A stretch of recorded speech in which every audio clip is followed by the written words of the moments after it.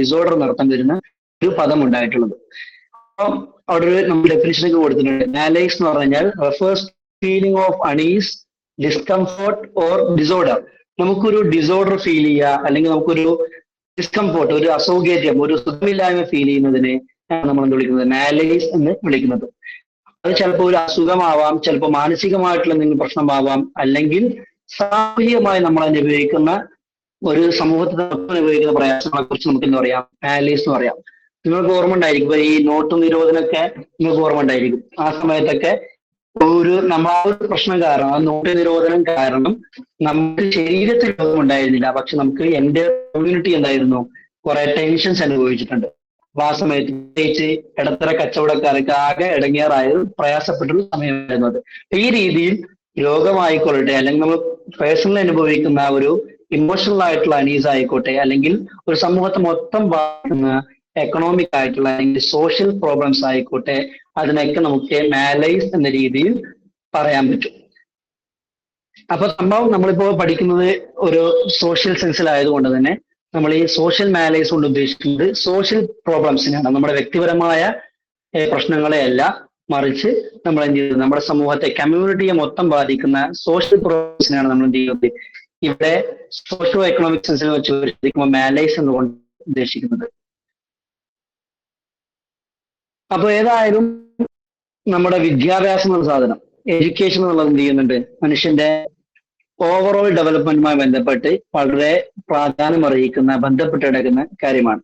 വിദ്യാഭ്യാസം വെറും എന്തിനപ്പുറം ഒരു ജോലി നേടിക്കുന്നതിനപ്പുറം, അല്ലെങ്കിൽ ഒരു വ്യക്തിക്ക് ഒരു ജീവിതോപാധി ഉണ്ടാക്കി കൊടുക്കാന്നപ്പുറം, പൈസ സമ്പാദിക്കാനുള്ള മാർഗം കാണിച്ചു കൊടുക്കുക എന്നതിനപ്പുറം ഒരാളുടെ സാമൂഹികമായിട്ടുള്ള, മാനസികമായിട്ടുള്ള, അയാളുടെ ശാരീരികമായിട്ടുള്ള, ധാർമ്മികവും സാമ്പത്തികവുമായിട്ടുള്ള, അതുപോലെ ഭൗതികമായിട്ടുള്ള വളർച്ചയൊക്കെ ലക്ഷീകരിക്കുന്ന ഒന്നാണ് വിദ്യാഭ്യാസം എന്നുള്ളത്. അപ്പൊ ഒരു വിദ്യാഭ്യാസം ഒരാളുടെ പേഴ്സണാലിറ്റിയുടെ ടോട്ടൽ ഡെവലപ്മെന്റിനെയാണ് ലക്ഷ്യം വെക്കേണ്ടത്. അപ്പോ ചുരുക്കി പറഞ്ഞു കഴിഞ്ഞാൽ ഇത്തരത്തിലുള്ള സോഷ്യൽ മാനേഴ്സുകൾ പരിഹരിക്കണമെങ്കിൽ, അല്ലെങ്കിൽ ഇത്തരത്തിലുള്ള സോഷ്യൽ മാനേഴ്സുകൾ ഡിഫെൻഡ് ചെയ്യാൻ സാധിക്കണമെങ്കിൽ അവിടെ എഡ്യൂക്കേഷൻ എന്നുള്ളത് വളരെ അനിവാര്യമായിട്ടുള്ള ഒരു ഘടകമാണ്.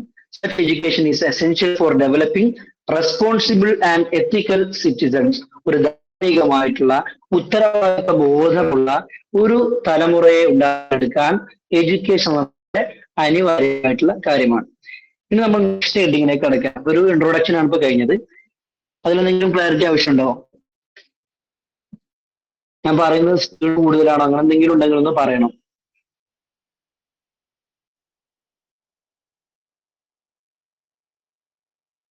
Okay. Next heading, malaise of Indian society. നമ്മുടെ ഇന്ത്യൻ സൊസൈറ്റിയിൽ നിലനിൽക്കുന്ന മറ്റേ ഈ മാലൈസുകൾ എന്തൊക്കെ പ്രശ്നങ്ങളാണ്, പ്രോബ്ലംസ് ആണ് നമ്മുടെ പൊതുവെ ഇന്ത്യൻ സൊസൈറ്റിയിൽ ഉള്ളത് എന്നാണ് പറയുന്നത്. അപ്പൊ ഫസ്റ്റ് പറയുന്ന പോയിന്റ്, ഈ ലോകത്ത് മൊത്തം അനുഭവിക്കുന്ന പ്രശ്നമാണ് ഇല്ലേ? ലോകത്തുള്ള എല്ലാ ജനങ്ങൾക്കും സമ്പത്തിനോട്, അധികാരത്തിനോട്, അല്ലെങ്കിൽ സ്റ്റാറ്റസിനോട് ആർത്തിയുള്ള ആളുകളാണ്. അപ്പൊ ഇപ്പൊ പറയുന്നത് ഇന്ത്യൻ സൊസൈറ്റി എന്ന് പറഞ്ഞു കഴിഞ്ഞാൽ ഇപ്പൊ കൂടുതൽ എന്തായിക്കൊണ്ടിരിക്കുന്നു? സമ്പത്തിനോട്, അധികാരത്തോടും സ്റ്റാറ്റസിനോടൊക്കെ ഒബ്സസ്ഡ് ആയിക്കൊണ്ടിരിക്കുകയാണ്. അതിനേക്കും പ്രിഫറൻസ് കൊടുക്കാൻ തുടങ്ങിയിട്ടുണ്ട്. അപ്പോ ഇതിന്റെ ഫലമായിട്ട് എന്ത് സംഭവിക്കുന്നു? നമ്മുടെ ഇന്ത്യൻ കൾച്ചർ നമുക്കറിയാം, മുനിമാരും മഹർഷിമാരും സൂഫി സന്യാസിമാരൊക്കെയുള്ള വലിയൊരു പാരമ്പര്യമുള്ള നാടാണ് നമ്മുടെ രാജ്യം എന്നുള്ളത്. അപ്പൊ അവരൊക്കെയും ഒരു എന്താ പറയാ, സ്വാർത്ഥതക്ക് ഉപരിയായിട്ട് നിസ്വാർത്ഥമായിട്ടുള്ള ഇല്ലേ, ബാക്കിയുള്ളവർക്ക് എപ്പോഴും ചെയ്യണമെന്നുള്ള പാഠങ്ങൾ പകർന്നു നൽകിയ ഒരു പാരമ്പര്യമുള്ള, ഒരു ഋഷി പാരമ്പര്യമുള്ള രാജ്യമാണ് നമ്മുടേത്. അല്ലെങ്കിൽ മഹർഷിമാരും സന്യാസിമാരും ഒക്കെ ജീവിച്ചു പോയ ഒരു നാടാണ് നമ്മുടെ നാട്. പക്ഷേ ആ ഒരു സ്പിരിച്വൽ ലെസൺസ് ഒക്കെയും ഇപ്പൊ എന്ത് മാത്രമാണ്, പുസ്തകങ്ങളിൽ മാത്രം ഒതുക്കി കാഴ്ചയാണ് നമ്മൾ കാണുന്നത്. അതുകൊണ്ട് തന്നെ നമ്മൾ എന്ത് ചെയ്യുന്നു? നമ്മൾ മാനുഷികമായി കാണിക്കേണ്ട കുറെ മൂല്യങ്ങൾ അല്ലെങ്കിൽ കരുണകളൊക്കെ എന്ത് ചെയ്യുന്നുണ്ട്? നമ്മൾ ഭൗതികമായ ലാഭത്തിന് വേണ്ടി ഇപ്പോ സാക്രിഫൈസ് ചെയ്യാൻ തുടങ്ങി. നമുക്കിപ്പോ ഏറ്റവും പരമമായ ലക്ഷ്യം സമ്പത്തും അധികാരവും ആയതുകൊണ്ട് തന്നെ നമ്മൾ ഒരു കരുണയില്ലാത്ത സമൂഹമായി മാറിക്കൊണ്ടിരിക്കുകയാണെന്നാണ് പറയുന്നത്. The declining social environment contributes significantly to rise mental health issues. ഇപ്പൊ പറയുന്നു, ഇപ്പൊ ആളുകളൊക്കെയും ഈ സ്പിരിച്വാലിറ്റി തീരെ പ്രാധാന്യം കൊടുക്കാതെ സമ്പത്തിന് വേണ്ടിയിട്ട്, അധികാരത്തിന് വേണ്ടിയിട്ട്, അല്ലെങ്കിൽ സോഷ്യൽ സ്റ്റാറ്റസിന് വേണ്ടി എടുക്കാനുള്ള ഓട്ടപ്പാച്ചിലായത് കൊണ്ട് തന്നെ നമ്മുടെ രാജ്യത്തെ ഓരോ വ്യക്തിയും അത് കാരണമായിട്ട് എന്ത് ചെയ്യുന്നുണ്ട്, ഒരുപാട് മെന്റൽ ഹെൽത്ത് പ്രോബ്ലംസ് അനുഭവിക്കാൻ തുടങ്ങിയിട്ടുണ്ട്. അതിന്റെ ഫലമായിട്ട് നമ്മുടെ സമൂഹത്തിൽ മൊത്തത്തിൽ മനപ്രയാസങ്ങൾ സൃഷ്ടിക്കുന്ന ഒരു അവസ്ഥാവിശേഷമാണ് നിൽക്കുന്നത്. നമ്മൾ പരിശോധിച്ചു കഴിഞ്ഞാൽ പ്രധാനമായിട്ടും ചില സോഷ്യോ എക്കണോമിക് ഫാക്ടേഴ്സ്, നമ്മൾ ഇത്തരത്തിലുള്ള കുറെ ഘടകങ്ങൾ നമ്മുടെ ഈ സമൂഹത്തിൽ നിലനിൽക്കുന്ന പ്രോബ്ലംസിന് കാരണമാവുന്ന കുറെ ഫാക്ടേഴ്സ് നമുക്ക് കണ്ടെത്താൻ. ഏറ്റവും പ്രധാനമായ പോവേർട്ടി ആൻഡ് അൺഎംപ്ലോയ്മെന്റ്.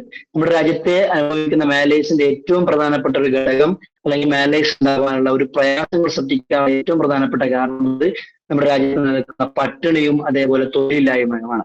നമുക്കറിയാം, നമ്മളെ ഈ ഇന്ത്യ സ്വതന്ത്രമായ ഉടനെ തന്നെ ബംഗാളിന്റെ ഒക്കെ ചരിത്രം പഠിക്കുമ്പോൾ ഒരുപാട് ആളുകൾ പട്ടിണി കാരണം മരിച്ചു പോയത് കാണാം. അതിനുശേഷം ഗ്രീൻ റെവല്യൂഷൻ വഴിയൊക്കെ നമ്മുടെ രാജ്യം എന്ത് ചെയ്തു, പട്ടിണി പാവങ്ങളെ കരകയറ്റാനൊക്കെ ഒരുപാട് വലിയ ശ്രമങ്ങൾ നടത്തി. ഹരിത വിപ്ലവം നടന്നു, വിപ്ലവം നടന്നു. അങ്ങനെ എല്ലാ തരത്തിലും നമ്മൾ എംപവർമെന്റ്, ഈ 5 ഇയർ പ്ലാനിങ്ങിലൂടെ നമ്മൾ എന്ത് ചെയ്യാൻ ശ്രമിച്ചുവെങ്കിലും നമ്മുടെ രാജ്യം ഒരുപാട് മുന്നോട്ട് വന്നുവെങ്കിലും ഇപ്പോഴും രാജ്യത്ത് പട്ടിണി കിടക്കുന്ന ഒരുപാട് ആളുകൾ വാസ്തവം. അതേപോലെ തന്നെ തൊഴിലില്ലായ്മയും നമ്മുടെ രാജ്യത്ത് വളരെ രൂക്ഷമാണ്. മറ്റൊരു പ്രധാനപ്പെട്ട കാരണം, സാമൂഹികമായ ഈ പ്രയാസങ്ങൾ സൃഷ്ടിക്കാനുള്ള മറ്റൊരു പ്രധാനപ്പെട്ട കാരണം crowded living, over crowded living conditions ആണ്. നമുക്കറിയാം, ചേരികൾ അല്ലെങ്കിൽ സ്ലംസ് എന്ന് വിളിക്കുന്ന, അല്ലെങ്കിൽ കോളനികൾ എന്ന് വിളിക്കുന്ന സ്ഥലത്തൊക്കെ ഒരു ചെറിയ സ്പേസിൽ 100 കണക്കിന് ആളുകൾ, അല്ലെങ്കിൽ ആ സ്പേസിൽ ഉൾക്കൊള്ളാൻ പറ്റാത്തത്ര ആളുകളാണ് ചെയ്യുന്നത്, ഒരുമിച്ച് ജീവിക്കുന്നത്. ഏഷ്യയിലെ തന്നെ ഏറ്റവും വലിയ ചേരി ആർക്കും അറിയോ? എവിടെയാണെന്നറിയോ?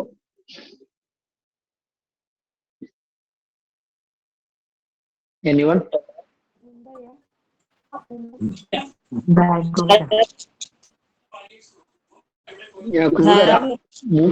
യെസ്, ധാരാവിയാണ്. അപ്പൊ മുംബൈയിലെ ധാരാവി നമ്മളിപ്പോ കേൾക്കുന്നതാണ്. ധാരാവി സിനിമയിലൊക്കെ പറയാറുണ്ടല്ലോ. അപ്പൊ ഈ നമ്മുടെ ഏഷ്യയിലെ ഏറ്റവും വലിയ സ്ലം എന്നുള്ളത്. അപ്പോ അവിടെ ഒരു ചെറിയ സ്ക്വയർ കിലോമീറ്ററിനുള്ളിൽ തന്നെയായിട്ട് 100 കണക്കിന് ആളുകളായിട്ടാണ് താമസിക്കുന്നത്. അപ്പൊ ഈ ഒരു ഓവർ ക്രൗഡഡ് ലിവിംഗ് കണ്ടീഷൻ എന്നുള്ളത് ഇന്ത്യയിൽ ഒരുപാട് സ്ഥലത്തുണ്ട്. അതും എന്ത് ചെയ്യുന്നുണ്ട്, സാമൂഹികമായിട്ടുള്ള ഒരുപാട് മാലൈസ് അല്ലെങ്കിൽ പ്രോബ്ലംസ് ഉണ്ടാക്കിയെടുക്കാൻ കാരണമാകുന്നുണ്ട്. മറ്റൊരു കാരണം ജോബ് ഇൻസെക്യൂരിറ്റി ആൻഡ് ഇനീക്വാലിറ്റി. നമ്മുടെ രാജ്യത്തെ ഒരു തൊഴിൽ സുരക്ഷിതത്വമില്ല. നമുക്കറിയാം, എല്ലാവരും ഒരു മിഡിൽ ക്ലാസ് അല്ലെങ്കിൽ അതിൽ താഴെ ആൾക്കാരാണ്. അപ്പൊ ഇവർക്കും അവരുടെ ജോലികൾ എത്ര ചെയ്യാൻ പറ്റും, അതൊരു ഗ്യാരണ്ടീഡ് അല്ലാത്തൊരു ജോബായിരിക്കും അവർ ജോലി ചെയ്യുന്നത്. അപ്പൊ അതേപോലെ തന്നെ ജോലിയിൽ തന്നെ ഇനീക്വാലിറ്റി, നമുക്കറിയാം, ജെൻഡർ ഇനീക്വാലിറ്റി വളരെ ശക്തമായ രാജ്യമാണ് നമ്മുടെ രാജ്യം. ഒരേ പണിയെടുക്കുന്ന ആണും പെണ്ണും വേതനങ്ങൾ 2 രീതിയിലേക്കും നൽകപ്പെടുന്നുണ്ടാവുക. അപ്പൊ അത് വലിയ രീതിയിലുള്ള പ്രശ്നങ്ങൾ സൃഷ്ടിക്കുന്നുണ്ട്. അതേപോലെ തന്നെ broken families, strained relationships, main made disasters, wars, ethnic violence against woman, children and elderly. ഇതൊക്കെ ഞാൻ ഓരോന്നിനും വിശദീകരിക്കേണ്ട ആവശ്യമില്ലായിരുന്നു. ഈ പല രീതിയിലുള്ള ഫാക്ടേഴ്സ്, ഈ പറയപ്പെട്ട ഫാക്ടേഴ്സ് കാരണമാണ് ചെയ്യുന്നത് പ്രധാനമായിട്ടും നമ്മുടെ രാജ്യത്തുണ്ടാവുന്ന പ്രയാസങ്ങൾ അല്ലെങ്കിൽ പ്രോബ്ലംസ് ഉണ്ടായിക്കൊണ്ടിരിക്കുന്നത്. അതേപോലെ തന്നെ severe poverty, neglect and family conflict push many children into vulnerable situation. അതേപോലെ തന്നെ പാവപ്പെട്ട നമ്മുടെ ചെറിയ ചെറിയ മക്കളെ പോലും എന്ത് ചെയ്യുന്നുണ്ട്, ഈ രീതിയിലുള്ള പ്രശ്നങ്ങൾ ഇല്ലേ, കടുത്ത ദാരിദ്ര്യം അല്ലെങ്കിൽ പട്ടിണി, അല്ലെങ്കിൽ അവർ നോക്കാൻ ആളില്ലാത്ത നെഗ്ലക്ട്, അവഗണന, അതേപോലെ തന്നെ കുടുംബങ്ങളൊക്കെ എന്ത് ചെയ്യുന്നുണ്ട്, നമ്മുടെ മക്കളെ കടുത്ത ഒരു വൾണറബിൾ ആയിട്ടുള്ള സിറ്റുവേഷനിലേക്ക് എത്തിക്കുന്നു. ആരെന്തോ ചോദിക്കുന്നുണ്ടല്ലോ. അതേപോലെ തന്നെ നമ്മുടെ യുവാക്കൾ, നമ്മുടെ ചിൽഡ്രനെ ബാധിക്കുന്ന ഏറ്റവും പ്രധാനപ്പെട്ട പ്രശ്നങ്ങളാണ് ഈ പറഞ്ഞത്. നമ്മുടെ യുവ എടുത്തു പോയിക്കഴിഞ്ഞാല് നമ്മുടെ യൂത്തിനെ, നമുക്കറിയാം, ഒരു രാജ്യത്തിന്റെ ഏറ്റവും വലിയ ഹ്യൂമൻ റിസോഴ്സ് എന്ന് പറയുന്ന രാജ്യത്തെ യുവാക്കളാണ്. പക്ഷെ അവിടെയും നമുക്കറിയാം ഒരുപാട് പ്രശ്നങ്ങൾ അവിടെ നമുക്ക് അഭിമുഖീകരിക്കും. മാലേഴ്സുകൾ അവിടെ അഭിമുഖീകരിക്കുന്നുണ്ട്. ആൽക്കഹോളിസം, ഡ്രഗ് അബ്യൂസ്, ഇൽനെസ്, അതേപോലെ തന്നെ ഡെത്ത് ഓഫ് പാരന്റ്സ്, ഇതൊക്കെയും എന്ത് ചെയ്യുന്നുണ്ട്, ഈ ഒരു അവസ്ഥയെ, ഈ വൾണറബിൾ സ്റ്റേറ്റിനെ എന്ത് ചെയ്യുന്നു, കൂടുതൽ വഷളാക്കുന്നുണ്ട്. അപ്പൊ ഈ രീതിയിലുള്ള ഒരു നെഗ്ലക്ട് ഒക്കെ എന്ത് ചെയ്യുന്നുണ്ട്, ഈ കുട്ടികൾ, വളർന്നു വരുന്ന കുട്ടികൾക്ക് ഒരു സെൽഫ് വർത്ത്, സ്വയം ഒരു വില തോന്നാതിരിക്കാനും അവരുടെ സ്പിരിച്വൽ വെൽബീയിങ്ങിനെ ബാധിക്കുകയും അങ്ങനെ അവരെന്ത് ചെയ്യുന്നു, ക്രൈം പോലെയുള്ള, സബ്സ്റ്റൻസ് അബ്യൂസ് ലഹരി ഉപയോഗം പോലെയുള്ള, അല്ലെങ്കിൽ മറ്റുള്ളവരാൽ ചൂഷണം ചെയ്യപ്പെടാനുള്ള ഒരു പരിതസ്ഥിതിയിലേക്ക് ആ കുട്ടികളെ, മക്കളെ കൊണ്ടെത്തിക്കുകയും ചെയ്യുന്നുണ്ട്. ഇനി നമുക്ക് പരിശോധിച്ചു കഴിഞ്ഞാൽ നമ്മുടെ ഈ പ്രശ്നങ്ങൾ കോൺട്രിബ്യൂട്ട് ചെയ്യുന്ന മറ്റൊരു പ്രധാനപ്പെട്ട ഘടകം നമ്മുടെ സമൂഹത്തിൽ നിലനിൽക്കുന്ന ഒപ്രഷൻസ് ആണ്, അടിച്ചമർത്തലുകളാണ്. നമ്മുടെ സമൂഹത്തിലെ വൾണറബിൾ കമ്മ്യൂണിക്കേഷൻസ് ആയിട്ടുള്ള ചിൽഡ്രൻ, കുട്ടികള്, അതേപോലെ തന്നെ സ്ത്രീകൾ, അതേപോലെ എൽഡർലി പീപ്പിൾ ഇല്ലെ, വയസ്സായ ആളുകള്, അതേപോലെ തന്നെ പേഴ്സൺസ് വിത്ത് ഡിഫറെന്റ് എബിലിറ്റീസ്, മറ്റേ PWD സമൂഹം, ഇവരൊക്കെ ഈ വൾണറബിൾ ആയിട്ടുള്ള കമ്മ്യൂണിറ്റികളൊക്കെ എന്ത് ചെയ്യുന്നുണ്ട്, വ്യത്യസ്ത രീതിയിലുള്ള നേരിട്ടുകൊണ്ടിരിക്കുന്നവരാണ്. അപ്പൊ അതും ഈ സോഷ്യൽ മാനേജിലെ ഏറ്റവും പ്രധാനപ്പെട്ട ഘടകമാണ്. അപ്പൊ നമുക്ക് പരിശോധിച്ച് നോക്കാം ഏതൊക്കെ രീതിയിലുള്ള സാമൂഹിക അടിച്ചമർത്തലുകളാണ് ഇവരൊക്കെ അനുഭവിക്കുന്നത്. ടോർച്ചർ, അതേപോലെ തന്നെ മ്യൂട്ടിലേഷൻ, അതേപോലെ തന്നെ abuse due to social religious oppression, ഒരുപാട് പീഡനങ്ങൾ, നിശബ്ദമാക്കപ്പെടലുകൾ, അതുപോലെ തന്നെ എന്താ പറയാ അബ്യൂസുകൾ, ഇവരൊക്കെ അവർ അനുഭവിക്കുന്നുണ്ട്.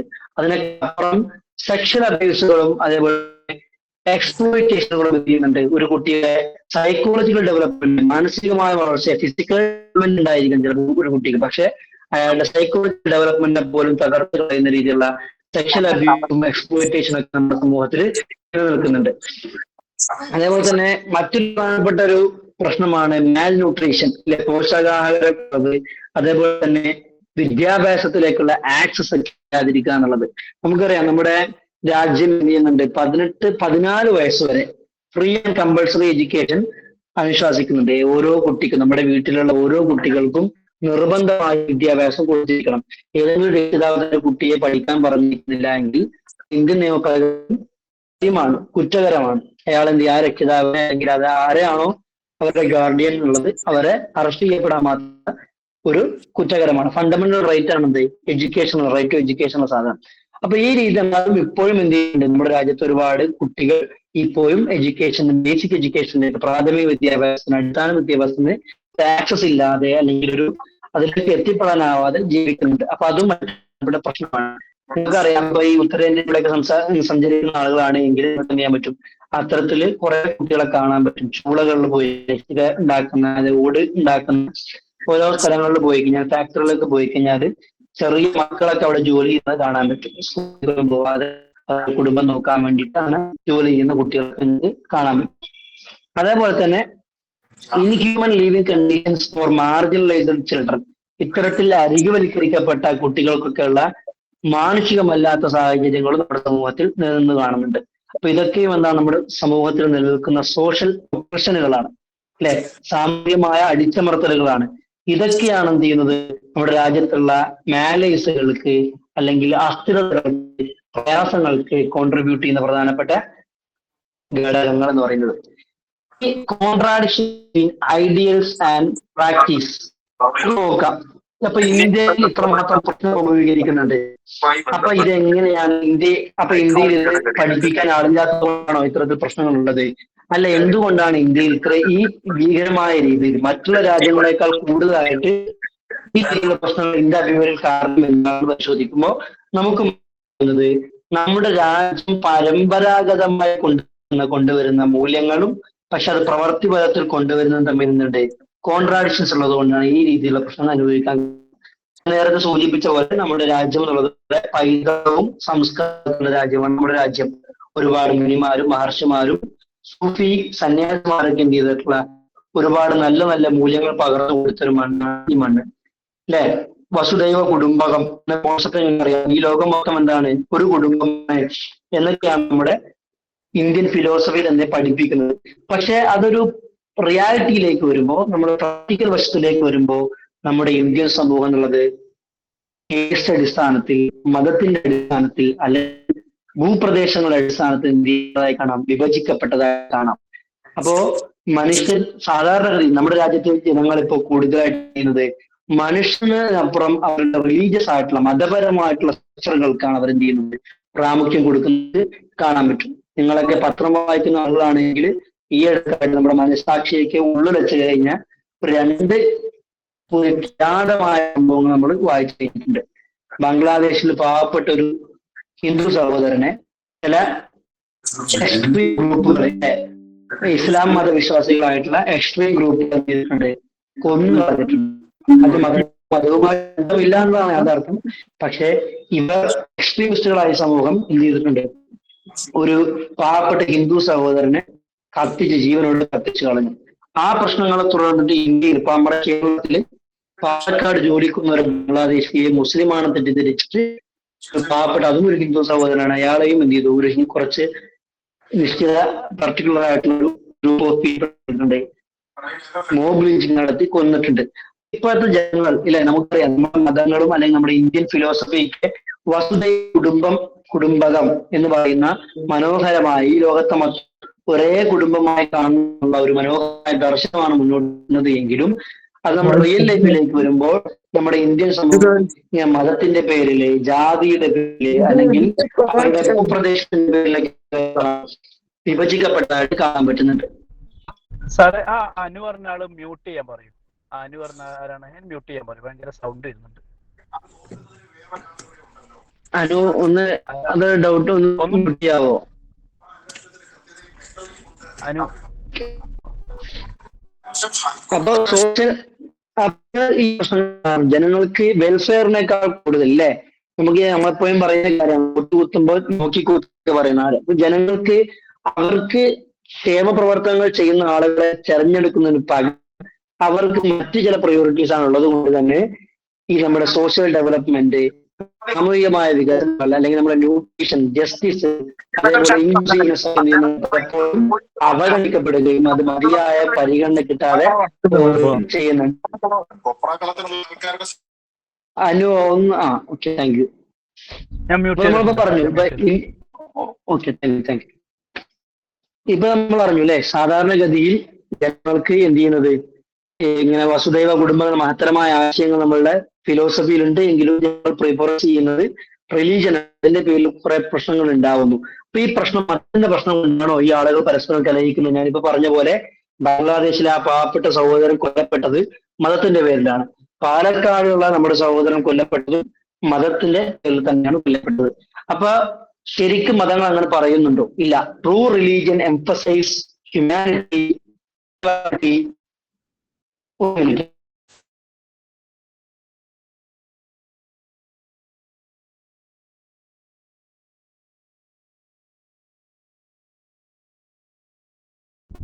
കേൾക്കുന്നില്ലല്ലോ സാറേ, എന്റെ കുഴപ്പമാണോ? മ്യൂട്ട് ആയിട്ടുണ്ടോ?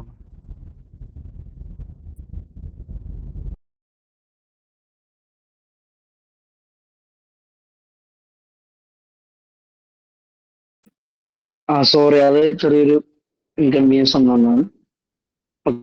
ട്രൂ റിലീജിയൻ അപ്പൊ നമ്മൾ പറഞ്ഞു, ഇപ്പൊ ഈ രീതിയിലുള്ള പ്രശ്നങ്ങളൊക്കെ മതത്തിന്റെ പേരിലാണ് നടക്കുന്നത് എങ്കിലും യഥാർത്ഥ മതത്തിന് അല്ലെങ്കിൽ ആശയങ്ങൾക്ക് ബന്ധവുമില്ല എന്നാണ് സത്യം. കാരണം true religion emphasises humanity, equality, compassion and care.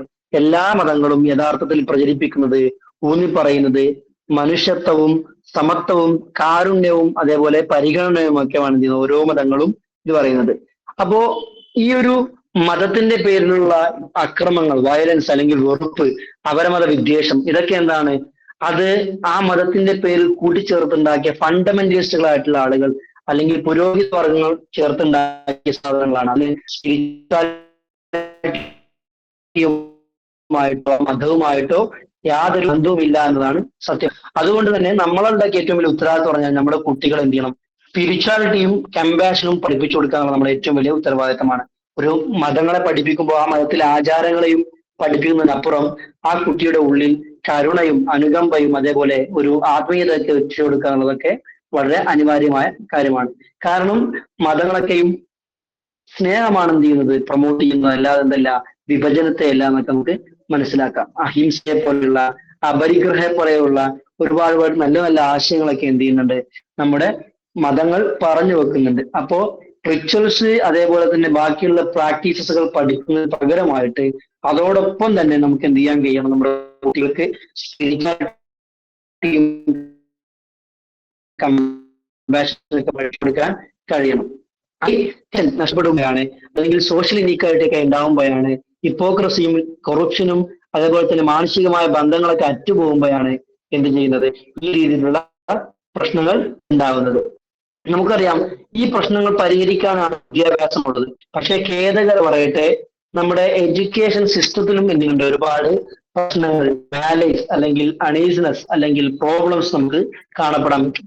ശരിക്ക് നമ്മുടെ വിദ്യാഭ്യാസം കൊണ്ട് നമ്മൾ ഉദ്ദേശിക്കുന്നത് ഒരു വർത്ത് വയർനെസ്, ഒരു മൂല്യം ഉണ്ടാക്കിയെടുക്കുന്നതാണ് എങ്കിൽ, പക്ഷെ നമ്മുടെ വിദ്യാഭ്യാസം ഇപ്പോ അതിന് മാത്രം വളരുന്നില്ല, അല്ലെങ്കിൽ അതിന് സാധിക്കുന്നില്ല എന്നതാണ് ഏറ്റവും വലിയ പ്രശ്നം. അതിന് പല കാരണങ്ങളുണ്ട്. നമുക്ക് എന്താ അറിയാം, ഈ പ്രിവിലേജ്ഡ് ആയ കമ്മ്യൂണിറ്റിക്ക് മാത്രമാണ് നല്ല രീതിയിലുള്ള വിദ്യാഭ്യാസം കിട്ടുന്നത് എന്ന് മാത്രമല്ല, വിദ്യാഭ്യാസ സ്ഥാപനങ്ങളിൽ ഉള്ളവർ തന്നെ എന്ത് ചെയ്യുന്നു, പലപ്പോഴും സാമൂഹികമായിട്ടുള്ള അകലങ്ങൾ ഉണ്ടാക്കുന്നു എന്നതാണ് യാഥാർത്ഥ്യം, ഇല്ലെ? Education open deepen social divides instead of reducing. ശരിക്കും വിദ്യാഭ്യാസം കൊണ്ട് ഉദ്ദേശിക്കുന്നത് ജാതീയതയും അതേപോലെ തന്നെ സാമൂഹിക വിഭജനങ്ങളും തൂത്തെറിയുകയാണ് എന്നാണ് ഉദ്ദേശമെങ്കിലും, പക്ഷെ ഇപ്പോൾ പലപ്പോഴും എന്ത് ചെയ്യുന്നുണ്ട്, വിദ്യാഭ്യാസം എന്ത് ചെയ്യുന്നുണ്ട്, ഈ സാമൂഹിക വിഭജനങ്ങളെ കൂടുതൽ ആഴത്തിലുള്ളതാക്കുകയും കൂടുതൽ ഗുരുതരമാക്കുകയും ചെയ്യുന്നുണ്ട്. അപ്പോ ഈക്വാലിറ്റി എന്നുള്ള മൂല്യമൊക്കെ എന്ത് ചെയ്യുന്നുണ്ട്, അതുവഴി നഷ്ടപ്പെട്ടു പോകുന്നതായിട്ട് നമുക്ക് സാധിക്കാം. നമ്മളിപ്പോ കുറെ ഈ കഴിഞ്ഞ വർഷം തന്നെ തോന്നുന്നു, ഉത്തരേന്ത്യയിലെ ഒരു ടീച്ചർ ഒരു കുട്ടിയെ ചെരുപ്പൊക്കെ എടുത്ത് അടിക്കുന്ന വീഡിയോ നമ്മൾ കണ്ടിട്ടുണ്ടായിരുന്നു. അതേപോലെ തന്നെ കർണാടകയിലും അതേപോലെ തന്നെ ബാക്കിയുള്ള ഉത്തരേന്ത്യൻ സംസ്ഥാനങ്ങൾ തന്നെയാണ് മറ്റേ താഴ്ന്ന ജാതിക്കാരെന്ന് മുദ്ര കുത്തിയിട്ട് ചില കുട്ടികളെ മെസ്സിന്ന് ഭക്ഷണം കഴിക്കാൻ അനുവദിക്കാതെ സെപ്പറേറ്റ് ഇരുത്തി നേരത്തിരുത്തി ഭക്ഷണം കഴിപ്പിക്കുന്ന സംവിധാനമാണ് നമ്മൾ കാണുന്നത്. സാധാരണഗതിയിൽ നമ്മൾ ഈ വിദ്യാഭ്യാസം കൊണ്ട് ഉദ്ദേശിക്കുന്നത് ഈ രീതിയിലുള്ള ജാതി ചിന്തകൾ മറ്റൊക്കെ മാറ്റി അവർ കൂടുതൽ റെസ്പോൺസിബിൾ ആയിട്ടുള്ള, കൂടുതൽ മെച്ചൂരിറ്റി ഉള്ള കുട്ടികളാക്കി, സിറ്റിസൺസ് ആക്കി, പൗരന്മാരാക്കി അവരെ മാറ്റുകയാണ് നമ്മുടെ ഉദ്ദേശമെങ്കിലും പലപ്പോഴും നമ്മുടെ വിദ്യാഭ്യാസ സിസ്റ്റം, എഡ്യൂക്കേഷൻ സിസ്റ്റം എന്ത് ചെയ്യുന്നുണ്ട്, അതിന് കഴിയാതെ പരാജയപ്പെട്ടു പോകുന്നതായിട്ട് നമുക്ക് കാണാം. Education is the key to resolving social tensions. It can promote peace, justice and social harmony. നമുക്കറിയാം വിദ്യാഭ്യാസം ശരിക്ക് സമാധാനത്തെയും നീതിയെയും സാമൂഹികമായ ഐക്യത്തെയും ഒക്കെയാണ് പ്രൊമോട്ട് ചെയ്യുന്നത്. ഡെലോറസ് കമ്മീഷൻ ഒക്കെ പറയുന്നുണ്ട്, education is the indispensable asset for humanity. മനുഷ്യനിക്ക് ഒരിക്കലും വിഭജിച്ചെടുക്കാൻ കഴിയാത്ത, തൊട്ടുമാറ്റാൻ എടുത്തു മാറ്റാൻ കഴിയാത്ത ഒരു അസറ്റാണ്, സ്വത്താണ് വിദ്യാഭ്യാസം എന്നൊക്കെ പറയുന്നുണ്ട്.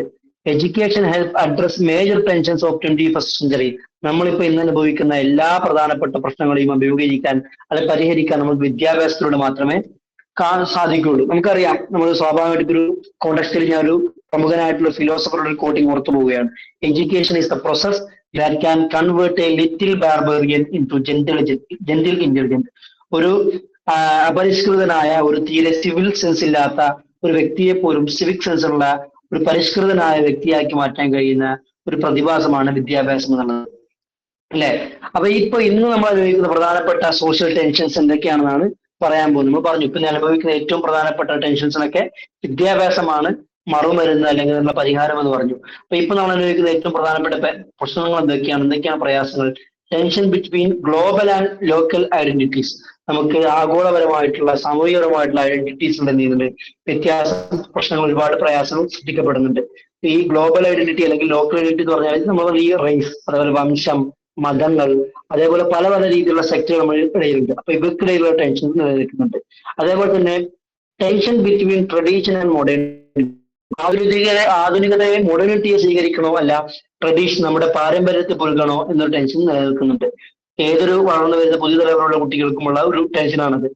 നമ്മള് ഉപ്പമാരെ പോലെ എന്ത് ചെയ്യണോ, അവരുടെ പാതയിലേക്ക് പോകണോ അല്ല മോഡേൺ ആയിട്ട് ജീവിക്കണോ എന്നൊരു പ്രധാനപ്പെട്ട ഒരു ആശയം നമുക്ക് നിലനിൽക്കുന്നുണ്ട്. Tension between competition and equality of opportunity. മത്സര ബുദ്ധിയും അതേപോലെ എല്ലാവർക്കും തുല്യമായ അവസരങ്ങൾ നൽകണമെന്നൊരു ആശയക്കുഴപ്പം. എല്ലാവർക്കും തുല്യാവസരം ഒരുക്കിയാൽ വേണം, എന്നാൽ മത്സരം കൂടുതലുമാണ്. ഈ രീതിയിലുള്ള ടെൻഷൻസും നമുക്ക് നിലനിൽക്കുന്നുണ്ട്. അതേപോലെ തന്നെ tension between spiritual values and material pursuits. ഭൗതികമായിട്ടുള്ള സുഖസന്തോഷങ്ങൾ തേടിപ്പോകണോ അല്ല ആത്മീയമായ സന്തോഷങ്ങളാണോ പ്രിഫർ കൊടുക്കേണ്ടത്? ഈ രീതിയിൽ പല രീതിയിലുള്ള ടെൻഷൻസ് നമുക്ക് അഭിമുഖീകരിക്കുന്നുണ്ടെന്ന് അർത്ഥം. ഏതായാലും നമുക്ക് എന്ത് ചെയ്യാൻ പറ്റും, ഈ ടെൻഷൻസിനൊക്കെ മറുമരുന്നായിട്ട് വിദ്യാഭ്യാസത്തെ ഉപയോഗിക്കാൻ പറ്റും. Education can create social consciousness. നമുക്കൊരു സാമൂഹികമായ ബോധവൽക്കരണം, ഒരു ബോധമുണ്ടാക്കിയെടുക്കാൻ വിദ്യാഭ്യാസത്തിലൂടെ നമുക്ക് സാധിക്കും. നമുക്ക് മതത്തിന്റെ പേരിലുള്ള അല്ലെങ്കിൽ ജാതിയുടെ പേരിലുള്ള അല്ലെങ്കിൽ സമ്പത്തിന്റെ പേരിലുള്ള വിഭജനങ്ങളൊക്കെ മറികടക്കാൻ സാധിക്കാൻ നമുക്ക് വിദ്യാഭ്യാസത്തിലൂടെയാണ്. നിങ്ങൾക്ക് KR നാരായണൻ അറിയോ? KR നാരായണൻ കേട്ടുപരിചയമുള്ള ആൾക്കാരുണ്ടോ?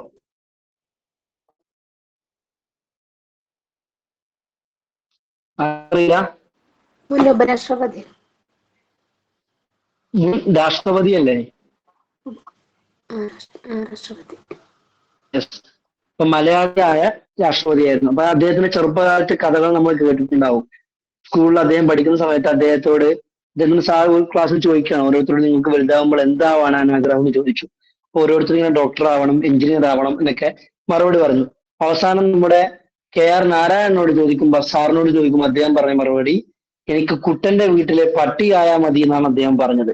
അപ്പൊ എന്താ വെച്ചാല് ഇദ്ദേഹം വളർന്നാത്തത് ഒരു സാമ്പത്തികമായി തീരെ പ്രിവിലേജഡ് അല്ലാത്ത, ദാരിദ്ര്യം കൊടികുത്തിയ അല്ലെങ്കിൽ അൺടച്ചബിൾ ആയിട്ടൊന്ന് പരിഗണിക്കപ്പെട്ടിരുന്ന, സാമൂഹികമായി എല്ലാവരും അകറ്റി നിർത്തിയിരുന്ന ഫാമിലിയിൽ നിന്നായിരുന്നു KR നാരായണൻ വന്നത്. എന്നാൽ ഇദ്ദേഹത്തിന്റെ സഹപാഠിയായ കുട്ടൻ, ഇയാൾക്ക് KR നാരായണന് അന്ന് ഭക്ഷിക്കാൻ ഒരു 3 നേരം ഭക്ഷിക്കാൻ ഭക്ഷണം ഉണ്ടായിരുന്നില്ല എങ്കിൽ ഇദ്ദേഹം നോക്കുമ്പോൾ കുട്ടൻ തന്റെ സഹപാഠിയായിട്ടുള്ള സുഹൃത്തായിട്ടുള്ള കുട്ടന്റെ വീട്ടിലെ പട്ടിക്ക് എന്നും യഥേഷ്ടം ഫുഡ് ലഭിക്കുന്നതായി കാണാം. അപ്പൊ ഈ KR നാരായണൻ അന്നത്തെ ഏറ്റവും വലിയ ആഗ്രഹം അവന്റെ വീട്ടിലെ പട്ടിയെങ്കിലും ആയാൽ മതിയായിരുന്നു എന്നാണ്. അപ്പൊ ആ ഒരു ലെവലുള്ള ഒരു മനുഷ്യൻ പിന്നീട് വളർന്ന് നമ്മുടെ ഇന്ത്യ മഹാരാജ്യത്തിന്റെ പ്രസിഡന്റ് പോലുമായി തീർന്നു. അവിടെ അദ്ദേഹത്തെ അതിന് പ്രാപ്തമാക്കിയ ഒരു കാര്യം എന്നുള്ളത് എഡ്യൂക്കേഷൻ ആയിരുന്നു. നമുക്കറിയാം BR Ambedkar, the father of Indian constitution, നമ്മുടെ രാജ്യത്തിന്റെ ഭരണഘടനയുടെ പിതാവ് എന്നറിയപ്പെടുന്ന BR അംബേദ്കർ ഇതേപോലെ തന്നെ ദളിത് മുദ്രപ്പെട്ട് മാറ്റി നിർത്തിയ സമൂഹത്തിൽ നിന്നായിരുന്നു BR അംബേദ്കറും വന്നിട്ടുണ്ടായിരുന്നത്. അപ്പൊ അദ്ദേഹത്തെ പഠിക്കുന്ന സമയത്തൊക്കെ മാറ്റി നിർത്തിയിരുന്നു സാറന്മാര്. അവിടെ നിന്നും ആ ഒരു ഡിവിഷൻസ്, ആ ഒരു വിഭജനങ്ങളെ അല്ലെങ്കിൽ ആ ഒരു നിരോധനങ്ങളെ മറികടന്ന് ഈ നമ്മുടെ വലിയ രാജ്യത്തിന്റെ ഒരു ഭരണഘടനാ ശില്പിയായി മാറാൻ അദ്ദേഹത്തെ പ്രാപ്തമാക്കിയത് എഡ്യൂക്കേഷൻ ആയിരുന്നു. അതാ പറഞ്ഞത്, നമ്മുടെ വിദ്യാഭ്യാസം എന്ത് ചെയ്യാൻ പറ്റും, നമ്മുടെ ജാതിയുടെ മതിൽക്കെട്ടുകളെ അല്ലെങ്കിൽ മതത്തിന്റെ മതിൽക്കെട്ടുകളെ, സാമ്പത്തികമായ രീതിയിലുള്ള മതിൽക്കെട്ടുകളൊക്കെ ഭേദിച്ച് ഒരാൾക്ക് മറികടന്ന് അയാളെ സംസ്കരിച്ചെടുക്കാനും ഉയർത്തിയെടുക്കാനും നമുക്ക് എന്ത് ചെയ്യാൻ പറ്റും, വിദ്യാഭ്യാസത്തിന് സാധിക്കും. വിദ്യാഭ്യാസം, ഇക്വിറ്റി, എല്ലാവരെയും തുല്യമായി പരിഗണിക്കണമെന്നും എല്ലാവരെയും ഉൾക്കൊള്ളണമെന്നുമാണ് എന്ത് ചെയ്യുന്നത്, വിദ്യാഭ്യാസം മുന്നോട്ട് വെക്കുന്ന ആശയം എന്ന് പറയുന്നത്. അപ്പോ വിദ്യാഭ്യാസത്തിന്റെ ഏറ്റവും പരമായ ലക്ഷ്യം അതാണ് എങ്കിലും അത് കൃത്യമായിട്ട് ഈ വാല്യൂസിനെ എല്ലാവരും ഉൾക്കൊള്ളാനും എല്ലാവരെയും ഒരേപോലെ ട്രീറ്റ് ചെയ്യാനും എല്ലാവരെയും പരിഗണിക്കാനുമുള്ള ഈ ഒരു ക്വാളിറ്റി, ഈ എഡ്യൂക്കേഷനിലൂടെ നമ്മൾ ഉദ്ദേശിക്കുന്ന ക്വാളിറ്റി ഇൻജെക്ട് ചെയ്ത് കൊടുക്കേണ്ടത്, അല്ലെങ്കിൽ അതൊക്കെ കൃത്യമായിട്ട് നടപ്പിലാക്കാൻ ഏറ്റവും വലിയ ഉത്തരവാദിത്തമുള്ളത് സ്വാഭാവികമായിട്ടും ടീച്ചേഴ്സിനാണ്, അല്ലെ? അപ്പോ നമുക്ക് വെറും ഞാൻ നേരത്തെ പറഞ്ഞ പോലെ ഒരു ജോലി കിട്ടാൻ വേണ്ടിയിട്ട് അല്ലെങ്കിൽ പൈസ ഉണ്ടാക്കാൻ വേണ്ടിയിട്ട് പഠിപ്പിക്കുക എന്നതിനപ്പുറം ആ കുട്ടിയെ നമ്മൾ എന്ത് ചെയ്യുന്നത്, ഒരു കൃത്യമായ ഒരു ഉത്തരവാദിത്തമുള്ള പൗരനാക്കി മാറ്റാനാണ് നമ്മൾ ശ്രമിക്കേണ്ടത്. അതിന് ഫസ്റ്റ് എന്ത് ചെയ്യണം, ഓരോ അധ്യാപകരും, teachers must act as role models. ആ സാറന്മാർ അല്ലെങ്കിൽ ആ കുട്ടിയെ പഠിപ്പിക്കുന്ന അധ്യാപകർ ഒരു റോൾ മോഡലായിട്ട് മാറാൻ അവർക്ക് സാധിക്കണം. Value based education imparted by committed teachers can transform society. അപ്പോൾ നമ്മുടെ ഒരു വാല്യൂ ബേസ്ഡ് ആയിട്ടുള്ള, നമ്മുടെ മൂല്യങ്ങൾക്ക് പ്രാമുഖ്യം കൊടുക്കുന്ന ഒരു വിദ്യാഭ്യാസ ക്രമത്തിലൂടെ വളരെ കമ്മിറ്റഡ് ആയിട്ടുള്ള അധ്യാപകരുടെ മാത്രമേ നമുക്ക് എന്ത് ചെയ്യാൻ പറ്റും, നമ്മുടെ സൊസൈറ്റിയെ മാറ്റിയെടുക്കാൻ സാധിക്കുകയുള്ളൂ. ക്ലിയർ ആയോ? ഈ ഒരു പോർഷൻ ക്ലിയർ ആണോ? എന്തെങ്കിലും ഡൗട്ട് ഉണ്ടോ? ഞാൻ കുറച്ച് സ്പീഡ് പോകുന്നു. നമുക്ക് ഇത് വളരെ സിമ്പിൾ ആയിട്ടുള്ള ഭാഗമാണ്, യൂണിറ്റ് ആണ്. നെക്സ്റ്റ് യൂണിറ്റിലേക്ക് കടക്കുമ്പോഴാണ് ഫിലോസഫിക്കൽ സ്കൂൾസ് വരുന്നത്, അല്ലെങ്കിൽ ചിന്താധാരകളെ കുറിച്ച് നമുക്ക് പരിചയപ്പെടുത്താനുള്ളത്. ഞാന് ബാക്കി എടുക്കട്ടെ? ക്ലിയർ അല്ലേ? ഓക്കെ. അപ്പൊ ഇനി ഇത്ര നമ്മൾ പറഞ്ഞത് ഈ നമ്മൾ രാജ്യത്ത് അനുഭവിക്കുന്ന സോഷ്യൽ നോട്ട്സ് കിട്ടും. നോട്ട്സ് എന്തായാലും ഉണ്ടാവും കേട്ടോ. നോട്ട്സ് എല്ലാം അവൈലബിൾ ആയിരിക്കും. അപ്പൊ ഇത്രയും നമ്മൾ പറഞ്ഞത്, നമ്മൾ വാല്യൂസ് എന്താണെന്ന് ഉദ്ദേശിക്കുന്നതെന്ന് പറഞ്ഞു. പിന്നെ മാലേഴ്സ്, സോഷ്യൽ മാലേഴ്സ് കൊണ്ട് എന്താണ് ഉദ്ദേശിക്കുന്നതെന്ന് പറഞ്ഞു. നിലവിൽ നമ്മുടെ രാജ്യത്ത് അഭിമുഖീകരിക്കുന്ന ഏറ്റവും പ്രധാനപ്പെട്ട പ്രശ്നങ്ങൾ, സോഷ്യൽ മാലേഴ്സുകൾ എന്തൊക്കെയാന്ന് പറഞ്ഞു. അതിന്റെ കാരണങ്ങൾ എന്തൊക്കെയാന്ന് പറഞ്ഞു. അത് പരിഹരിക്കാനുള്ള മാർഗം എഡ്യൂക്കേഷൻ ആണെന്നും പറഞ്ഞു. ഇനി നമ്മൾ പറയണം, സാധാരണ ഈ എഡ്യൂക്കേഷൻ അല്ലെങ്കിൽ വാല്യൂ എഡ്യൂക്കേഷൻ നമ്മൾ എന്തെങ്കിലും വ്യത്യാസം ഉണ്ടോ, അവ തമ്മിൽ എന്തെങ്കിലും വ്യത്യാസം, രണ്ടും സെയിം ആണോ, എഡ്യൂക്കേഷനും വാല്യൂ എഡ്യൂക്കേഷൻ സെയിം ആണോ, അല്ല എന്തെങ്കിലും വ്യത്യാസമുണ്ടോ, അവ തമ്മിൽ എന്തെങ്കിലും ബന്ധമുണ്ടോ എന്നൊക്കെയാണ് നെക്സ്റ്റ് ആയിട്ട് നമ്മൾ പറയാൻ പോകുന്നത്. Relation between education and value education. എഡ്യൂക്കേഷനും അതേപോലെ തന്നെ വാല്യൂ എഡ്യൂക്കേഷൻ തമ്മിലുള്ള ബന്ധം എന്താണ്? നമുക്കറിയാം, നമ്മൾ ഈ പഠിക്കുന്നത് കൊണ്ടുള്ള ഏറ്റവും വലിയ ഉദ്ദേശം എന്നുള്ളത് നമ്മുടെ ബിഹേവിയറലായിട്ടുള്ള മോഡിഫിക്കേഷൻ ആണ്. നമ്മുടെ സ്വഭാവത്തിൽ നമ്മളൊരു ആസ് എ സോഷ്യൽ ബീയിങ്, ഒരു സാമൂഹ്യ ജീവി എന്ന നിലക്ക് നമ്മുടെ സ്വഭാവത്തിൽ ഉണ്ടാവേണ്ട ക്രമീകരണങ്ങൾ വരുത്തുക എന്നതാണ് നമ്മൾ ഉദ്ദേശിക്കുന്നത്, വിദ്യാഭ്യാസം കൊണ്ട് ഉദ്ദേശിക്കുന്നത്. വെറും ഒരു ജോലി ഉണ്ടാക്കിയെടുക്കുക അല്ലെങ്കിൽ ജീവിക്കാൻ വേണ്ടി പൈസ ഉണ്ടാക്കാൻ വേണ്ടി കുറച്ച് പഠിക്കുക എന്നതിനപ്പുറം നമ്മളൊരു കമ്മ്യൂണിറ്റിയിൽ, ഒരു സൊസൈറ്റിയിൽ, ഒരു രാജ്യത്ത് ജീവിക്കുമ്പോൾ എങ്ങനെ ജീവിക്കണം എന്ന് കൂടിയാണ് നമ്മൾ എന്ത് ചെയ്യുന്നത്, ഈ എഡ്യൂക്കേഷൻ കൊണ്ട് ഉദ്ദേശിക്കുന്നത്. അപ്പൊ എത്രയേ ഉള്ളൂ, എഡ്യൂക്കേഷൻ എന്നതിന്റെ ഏറ്റവും പ്രധാനപ്പെട്ട ഉദ്ദേശം ബിഹേവിയറൽ മോഡിഫിക്കേഷൻ ആണ് നമ്മൾ അതുകൊണ്ട് ഉദ്ദേശിക്കുന്നത്. അപ്പൊ ഈ ഒരു രീതിയിൽ നോക്കുമ്പോൾ വിദ്യാഭ്യാസത്തിന്റെ ഏറ്റവും പ്രധാനപ്പെട്ട ഉദ്ദേശം ബിഹേവിയറൽ മോഡിഫിക്കേഷൻ ആയതുകൊണ്ട് തന്നെ ഈ വാല്യൂ എഡ്യൂക്കേഷൻ അല്ലെങ്കിൽ മോറൽ എഡ്യൂക്കേഷൻ എന്നതാണ് നമ്മുടെ വിദ്യാഭ്യാസത്തിന് ഒഴിച്ചുകൂടാനാവാത്ത രണ്ട് ഘടകങ്ങളാണ്, ഏറ്റവും പ്രധാനപ്പെട്ട കോമ്പണന്റുകളാണ്. കാരണം നമുക്ക് ബിഹേവിയറൽ മോഡിഫിക്കേഷൻ ഉണ്ടാക്കിയെടുക്കണമെങ്കിൽ കൃത്യമായിട്ട് നമുക്ക് എന്ത് ചെയ്യണം, മോറൽ ആയിട്ടുള്ള എഡ്യൂക്കേഷനും വാല്യൂ എഡ്യൂക്കേഷനും അത് കൊടുക്കൽ നിർബന്ധമാണ്, അനിവാര്യമായി വരുന്നർത്ഥം. അപ്പോ വാല്യൂ എഡ്യൂക്കേഷൻ ഇല്ലാതെ, without value aim of education, developing good human beings cannot be achieved. നമുക്കറിയാം വിദ്യാഭ്യാസത്തിന്റെ ഏറ്റവും പ്രധാനപ്പെട്ട ഉദ്ദേശം നല്ല മനുഷ്യരെ ഉണ്ടാക്കിയെടുക്കാനുള്ള ഉദ്ദേശം നമുക്ക് വാല്യൂ എഡ്യൂക്കേഷൻ. അപ്പോൾ എഡ്യൂക്കേഷൻ കൂടാതെ ഈ എഡ്യൂക്കേഷന്റെ ഏറ്റവും പ്രധാനപ്പെട്ട ഉദ്ദേശമായിട്ടുള്ള നല്ല മനുഷ്യരെ സൃഷ്ടിക്കുക എന്നുള്ള ഉദ്ദേശം ഒരിക്കലും നമുക്ക് നേടിയെടുക്കാൻ സാധിക്കില്ല. എന്ന് മാത്രമല്ല, വാല്യൂസ്, മൂല്യങ്ങളെ ഉൾക്കൊള്ളാത്ത വിദ്യാഭ്യാസം, കൃത്യമായി വെറും കുറെ തിയറീസ് പഠിച്ചു പോകുന്ന കാര്യമാണ് എങ്കിൽ അത് നമ്മുടെ പർപ്പസ്, നമ്മൾ വിദ്യാഭ്യാസം കൊണ്ടുള്ള പർപ്പസും എന്ത് ചെയ്യുന്നില്ല, ഫുൾഫിൽ ചെയ്യാൻ സാധിക്കുന്നില്ല. നമുക്കറിയാം, നമ്മൾ എത്ര കാലം കഴിഞ്ഞാലും ചരിത്രത്തിലെ ഏറ്റവും പ്രധാനപ്പെട്ട രണ്ട് മഹാദുരന്തങ്ങളായിരുന്നു ഹിരോഷിമയും നാഗസാക്കിയും. എല്ലാവരും കേട്ടിട്ടുണ്ടാവുമെന്ന് വിചാരിക്കുന്നു അല്ലെ. ലിറ്റിൽ ബോയ് എന്നും ഫാറ്റ് മാൻ എന്നും അറിയപ്പെടുന്ന വലിയ നാശങ്ങൾ സംഭവിപ്പിച്ച ഒരു ആറ്റം ബോംബ് വർഷിച്ചുകൊണ്ട് അമേരിക്ക ജപ്പാനിൽ ഉണ്ടാക്കി തീർത്ത വലിയ ദുരന്തങ്ങളാണ്. ഇപ്പോഴും അതിന്റെ പ്രശ്നങ്ങൾ അവിടുത്തെ ജനങ്ങൾ അനുഭവിച്ചുകൊണ്ടിരിക്കുകയാണ്. നമുക്കറിയാം. അപ്പൊ അത് അതിന് കാരണക്കാരായ ആൾക്കാർ വലിയ വലിയ സയന്റിസ്റ്റുകളായിരുന്നു. അപ്പൊ അവർക്ക് വലിയ വിദ്യാഭ്യാസത്തിന് കുറവുണ്ടായിരുന്നു? ഇല്ല, അവർക്ക് വിദ്യാഭ്യാസത്തിൻ്റെതായ യാതൊരു പ്രശ്നവും ഉണ്ടായിരുന്നില്ല. കാരണം വിദ്യാഭ്യാസം ഉള്ളത് കൊണ്ടാണ് അവർ എന്ത് ചെയ്തത്, ഇത്തരത്തിൽ കൃത്യമായിട്ടുള്ള സൂക്ഷ്മ പരിശോധനകളുടെ, ഗവേഷണങ്ങളുടെ ഇത്രമാത്രം പ്രഹരശേഷിയുള്ള ആയുധങ്ങൾ അവർക്ക് ഉണ്ടാക്കിയെടുക്കാൻ സാധിച്ചത്. പക്ഷെ അവർക്ക് ഇല്ലാതെ പോയത് എന്തായിരുന്നു? വാല്യൂസ്, അല്ലെ, മാനുഷികമായിട്ടുള്ള കുറെ മൂല്യങ്ങൾ അവർക്ക് ഇല്ലാതെ പോയത് കൊണ്ടാണ് മനുഷ്യനെ കൂട്ടക്കുരുത് നടത്താൻ മാത്രം പ്രാപ്തമായിട്ടുള്ള ബോംബുകൾ ഉണ്ടാക്കിയിട്ട് അതിന് കൂട്ടു നിൽക്കാൻ അവർക്ക് പ്രേരിപ്പിച്ചത്. അവർക്ക് വാല്യൂസ് ഇല്ലാത്തതുകൊണ്ടാണ്. അതാ പറഞ്ഞത്, എഡ്യൂക്കേഷൻ വിത്തൗട്ട് വാല്യൂസ്, ഒരു മൂല്യങ്ങൾ ഉൾക്കൊള്ളാൻ സാധിക്കാത്ത വിദ്യാഭ്യാസം, അത് നമ്മുടെ വിദ്യാഭ്യാസത്തിന്റെ പർപ്പസ് ഒരിക്കലും പൂർത്തീകരിക്കാൻ സഹായിക്കുകയില്ല. എന്ന് മാത്രമല്ല, ഒരു വ്യക്തി അറിവുള്ളത് കൊണ്ട് മാത്രം, അല്ലെങ്കിൽ ആ വ്യക്തിക്ക് നോളേജ് ഉള്ളത് കൊണ്ട് മാത്രം ആ വ്യക്തിയെ കുറിച്ച് നമ്മൾ എഡ്യൂക്കേറ്റഡ് ആണെന്ന് നമുക്ക് പറയാൻ സാധിക്കില്ല. കാരണം അയാൾക്ക് നമ്മുടെ സമൂഹത്തിൽ അപ്രൂവൽ ആയിട്ടുള്ള, സമൂഹത്തിൽ പ്രാവർത്തികമാക്കാൻ പറ്റുന്ന കുറച്ച് ആറ്റിറ്റ്യൂഡ്സ്, ബിഹേവിയറുകൾ കൂടി എന്ത് ചെയ്യണം, നമ്മൾ വിദ്യാഭ്യാസം കൊണ്ട് നേടിയെടുക്കാൻ സാധിക്കണം. ഇല്ല എങ്കിൽ ആ വിദ്യാഭ്യാസത്തെ അവരുടെ ആ കഴിവിനെ കാരണം കൊണ്ട് മാത്രം, നോളേജ് ഉള്ളത് കൊണ്ട് മാത്രം, അല്ലെങ്കിൽ സ്കില്ലുള്ളത് കൊണ്ട് മാത്രം അയാളെ എഡ്യൂക്കേറ്റഡ് ആണെന്ന് പറയുന്നതിൽ വലിയ കാര്യമൊന്നുമില്ല എന്നർത്ഥം. അപ്പൊ അതുകൊണ്ട് നമുക്ക് ചുരുക്കി പറഞ്ഞു കഴിഞ്ഞാൽ, ഒരു നോളേജ് മാത്രമുള്ള അല്ലെങ്കിൽ സ്കിൽഡ് ആയ വ്യക്തിയെ കുറിച്ച് മാത്രം നമുക്ക് എന്ത് ചെയ്യാൻ പറ്റില്ല, എഡ്യൂക്കേറ്റഡ് ആണെന്ന് പറയാൻ പറ്റില്ല. കാരണം എഡ്യൂക്കേറ്റഡ് ആണെന്ന് ഒരാളെ കുറിച്ച് പറയണമെങ്കിൽ അയാളുടെ തോട്ട്സില്, ഫീലിങ്സില്, ആക്ഷൻസിലൊക്കെ എന്ത് ചെയ്യണം, ആ വിദ്യാഭ്യാസം കൊണ്ട് ഉദ്ദേശിക്കുന്ന വാല്യൂസ്, മൂല്യങ്ങൾ എന്ത് ചെയ്യണം, പ്രകടമായി നമുക്ക് കാണാൻ സാധിക്കണം. അതൊക്കെ അയാൾക്ക് ഉൾക്കൊള്ളാൻ സാധിക്കണം. എന്ന് മാത്രമല്ല, വെറുമൊരു ബയോളജിക്കൽ ആയിട്ടുള്ള ജൈവികമായ ഒരു ജീവി എന്നതിനപ്പുറം മനുഷ്യനിക്ക് ഒരു മാനസികമായിട്ടുള്ള ഒരു സാമൂഹിക ജീവിയായി മാറുമ്പോഴാണ് വിദ്യാഭ്യാസത്തിന് അർത്ഥമുണ്ടാവുന്നത്, അല്ലെങ്കിൽ വിദ്യാഭ്യാസത്തിന് കാര്യമുണ്ടാവുന്നതെന്ന് പറയുന്നത്. Calling A person educated without values A contradiction. ഒരു വ്യക്തിയെക്കുറിച്ച്, വാല്യൂസ് ഇല്ലാത്ത വ്യക്തിയെക്കുറിച്ച് അയാൾ എഡ്യൂക്കേറ്റഡ് ആണെന്ന് പറയുന്നത് വലിയൊരു മണ്ടത്തരമാണ്, അല്ലെങ്കിൽ വലിയൊരു കോൺട്രാഡിക്ഷൻ ആണ്. നമ്മുടെ നാട്ടിൽ തന്നെ ഇപ്പൊ ഒരു പ്രയോഗം ഉണ്ടല്ലോ, പഠിച്ച കള്ളൻ. വലിയൊരു കോൺട്രാഡിക്ഷൻ അല്ലേ, പഠിക്കുക കള്ളനാവുക. ശരിക്ക് കള്ളനാവാതിരിക്കാനാണ് മനുഷ്യൻ പഠിക്കേണ്ടത്. പക്ഷെ പഠിച്ച കള്ളന പ്രയോഗം പോലും എന്താണ്, ഒരു ഐറണിയാണ്, അല്ലെ, ഒരു വലിയൊരു കോൺട്രാഡിക്ഷൻ ആണ് സംഗതി. ഏതായാലും ഒരു എഡ്യൂക്കേറ്റഡ് ആയിട്ടുള്ള പേഴ്സൺ എന്ന് പറഞ്ഞു കഴിഞ്ഞാൽ അയാൾ എന്ത് ചെയ്തിരിക്കണം, A set of values that guide thinking, emotion and actions. അയാളുടെ പ്രവർത്തനങ്ങളെ, അതേപോലെ അയാളുടെ ഇമോഷൻസിനെ, അയാളുടെ ചിന്തകളെ നേരായ വഴിക്ക് നടക്കുന്ന ഒരുപാട് വാല്യൂസ് ആ ഒരു വ്യക്തിയിൽ ഉണ്ടായിരിക്കണം എന്നർത്ഥം. അപ്പോൾ ഈ ഒരു വാല്യൂസ് ഇല്ലാത്ത വിദ്യാഭ്യാസം വെറും ഒരു സാക്ഷരത ആയിട്ട് മാത്രമേ നമുക്ക് പരിഗണിക്കാൻ സാധിക്കൂ, അല്ലെങ്കിൽ ഒരു ന്യൂമറിക്കൽ ആയിട്ടുള്ള എബിലിറ്റി ആയിട്ട് മാത്രമേ അതിനെ പരിഗണിക്കാൻ സാധിക്കുകയുള്ളൂ എന്നർത്ഥം. അതോടൊപ്പം തന്നെ പറയാണ് ഇനി ഒരു അതിനൊക്കെ അപ്പുറം ഒരു മനുഷ്യനിക്ക് വാല്യൂസ് ഉണ്ടാവുന്നതിനപ്പുറം വിദ്യാഭ്യാസമുള്ള ഒരു സമൂഹത്തിൽ മാത്രമേ സമാധാനപരമായിട്ടുള്ള കോ എക്സിസ്റ്റൻസും സാധ്യമാവുള്ളൂ. നമ്മളെപ്പോഴും സാധാരണ രീതി പറയുന്ന കാര്യമാണ് കേരളം സ്വർഗമാണ് അല്ലെ, കേരള ഗോഡ്സ് ഓൺ കൺട്രി എന്നൊക്കെയാണ് നമ്മൾ പറയാറുള്ളത്.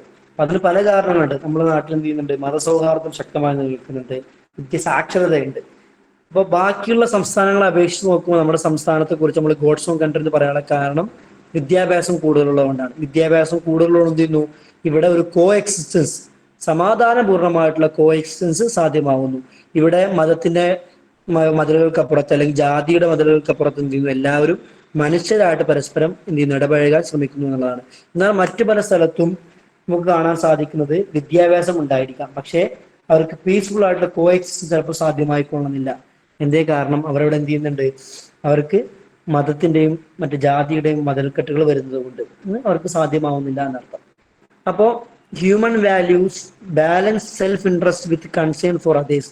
അപ്പോൾ ഈ നമ്മൾ വിദ്യാഭ്യാസത്തിലൂടെ പഠിച്ചെടുക്കുന്ന ഈ മൂല്യങ്ങൾ എന്ത് ചെയ്യുന്നു, നമ്മുടെ സ്വാർത്ഥ താല്പര്യങ്ങൾക്കപ്പുറം മറ്റുള്ളവരോട് കുറിച്ചുള്ള ഒരു ചിന്ത കൂടി നമ്മൾ എന്ത് ചെയ്യുന്നുണ്ട്, നിറക്കുന്നുണ്ട്. ഉദാഹരണത്തിന് ആലോചിച്ച് നോക്കുക, ഇപ്പൊ വലിയ ബിസിനസ്മാനുമായ ആളുകൾ അവരെന്ത് ചെയ്യുന്നു, ഫോറസ്റ്റ് കയ്യേറിയിട്ട് ആകെ ഡീഫോറസ്റ്റേഷൻ ചെയ്യുകയാണെങ്കിൽ വരുന്ന തലമുറക്ക് ജീവിക്കാൻ ഇവിടെ ഈ ഭൂമിക്ക് എന്ത് ബാക്കിയാവില്ല.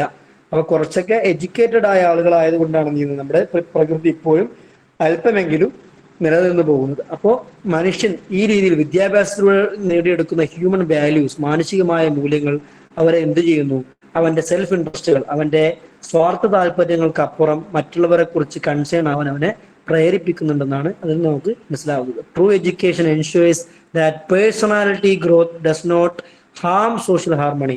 അപ്പോൾ വിദ്യാഭ്യാസം ഉറപ്പുവരുത്തുന്ന ഏറ്റവും പ്രധാനപ്പെട്ട ഒരു കാര്യം എന്ന് പറഞ്ഞു കഴിഞ്ഞാൽ നമ്മുടെ നമ്മൾ പേഴ്സണൽ ഗ്രോത്ത്, നമ്മുടെ വ്യക്തിപരമായ ഉയർച്ച ഒരിക്കലും എന്ത് ചെയ്യാൻ പാടില്ല, നമ്മുടെ സമൂഹത്തിന്റെ സാഹോദര്യത്തെ അല്ലെങ്കിൽ ഹാർമണിയെ ഒരിക്കലും തകർക്കുന്നില്ല എന്നാണ് നമ്മുടെ വിദ്യാഭ്യാസം ഉറപ്പ് വരുത്തുന്നുണ്ടെന്നർത്ഥം. ക്ലിയർ ആയോ?